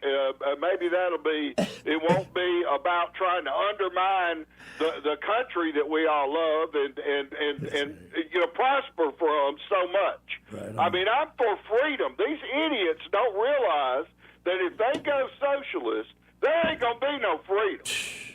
No. I like freedom. Yeah. Amen. Liberty, baby. The socialism crap ain't gonna work for me, and all these homosexuals and weirdos and drug doers and all that stuff. All that's gonna be gone. They don't do drugs in Muslim countries. They don't do drugs in China. They don't tolerate homosexuality in those countries either. Well, so they better be careful what they wish for. Yeah, you want to do that funny business, you need to be like in leadership. A sin in private is half forgiven. That's what my Muslim friends tell me. Right, you got to be a royal if you want to do that sort of funny business. Oh, you mentioned the Muslim thing. Listen, I wish I had thought of this, and since both of y'all are writers and I've read you, this is a great quote. Yeah. When Muslims are in the minority, they are concerned about minority rights.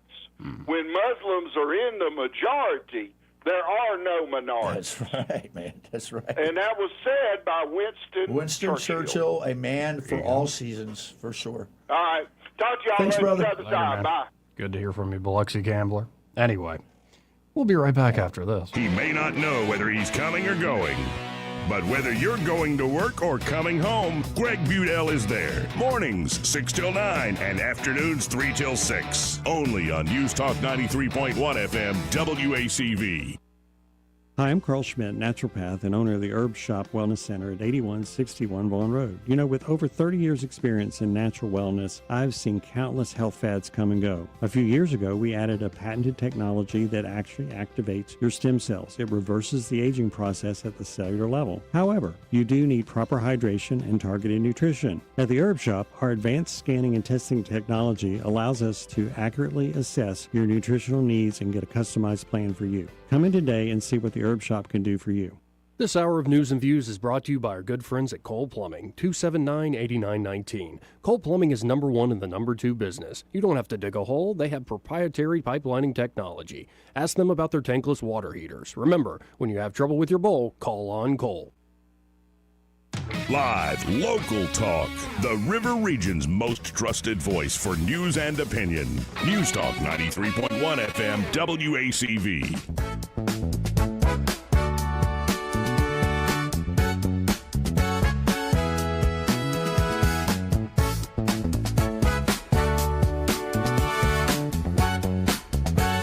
Joey Clark.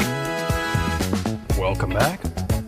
Let's go right to the phones and talk to Ray Bowles from Prattville Carpet. Hey, Ray, how you doing? Man, I am flying high today. How about y'all? Flying high as well. Well, we had the best weekend ever. Now, this ad goes to turkey hunters. If you need carpet, call me, or any kind of floor for that matter. But I went to South Florida and killed a big old turkey, the Osceola. Mm-hmm. Now, if you're a turkey hunter, you know exactly what I just told you, because that's like every turkey hunter's dream is an Osceola turkey. It was fantastic. I left the house at 10 o'clock at night because Sailor wouldn't quit talking to me. I pulled in at 3:30. They woke me up at 5:30. We hit the stand. That bird was on us by 8:30 and on the ground. And, oh, yeah, what a day. It was perfect. Now, is that good to eat? Absolutely perfect hunt. I have no idea. I'm stuffing it. I brought it back to mount it. You can't cut it open if you're going to mount it. Okay, well, there you go. But, I mean, that... Yeah. Man, the turkeys are wonderful eating. I love turkey. Now, you cut them up in little chunks and, like, nuggets. Oh, it's some of the best meat you'll ever eat. I can tell you that now. But this one's worthy of essentially a trophy. This one's a trophy, yes. See, Alabama's got all the turkey hunters messed up this year. They put us out too late. You can't use decoys for the first 10 days. You can only shoot one bird the first. I don't know what they're smoking up there, but they're not helping turkey hunters. And I admit, I've never been. Like, I've heard it's a good time, though, especially from you. You don't want, all I can say is don't do it. I'll get obsessed with it. The first time you have a bird start talking to you and run straight at you, you're hooked. It's done. Yeah, it's wonderful. Best thing that could ever happen in hunting. Because, like I said, you can't holler at the deer. You can only holler at the turkeys. And the squirrels don't bug you near as much like they do whenever you're deer hunting, because you're not sitting up there in the tree with them. Right.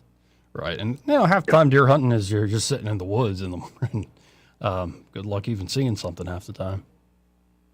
Yeah. I mean, but you got to pick your poison. Either you're going to freeze yourself to death or you're going to fight the mosquitoes. I'd rather fight the mosquitoes. There you go. And again, folks, this ad goes out to all turkey hunters.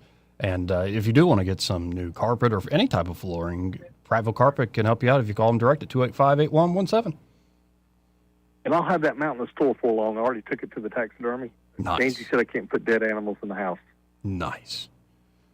Yeah, well, they have to come to the store. So, yeah, all you turkey hunters, once it's up, I'll let you know. You can come see my Osceola. What's that, 2201 Copsford Road? Call us today, 285-8117. Well, appreciate you, Ray, and congratulations. That's pretty awesome, man. Appreciate you guys. We'll see y'all. Later. So what did we learn today? Well, we learned that Tuberville is going to be very transparent, very vocal, looking forward to seeing him here in person once he becomes Governor Tuberville here in the studio. Got to talk to him over the stream earlier today. Learned that Catherine Robertson is, she's ready. She's ready to be the next Attorney General of the great state of Alabama. And, I learned when I woke up this morning, it's another beautiful day. Thank God for another beautiful day and pretty good show.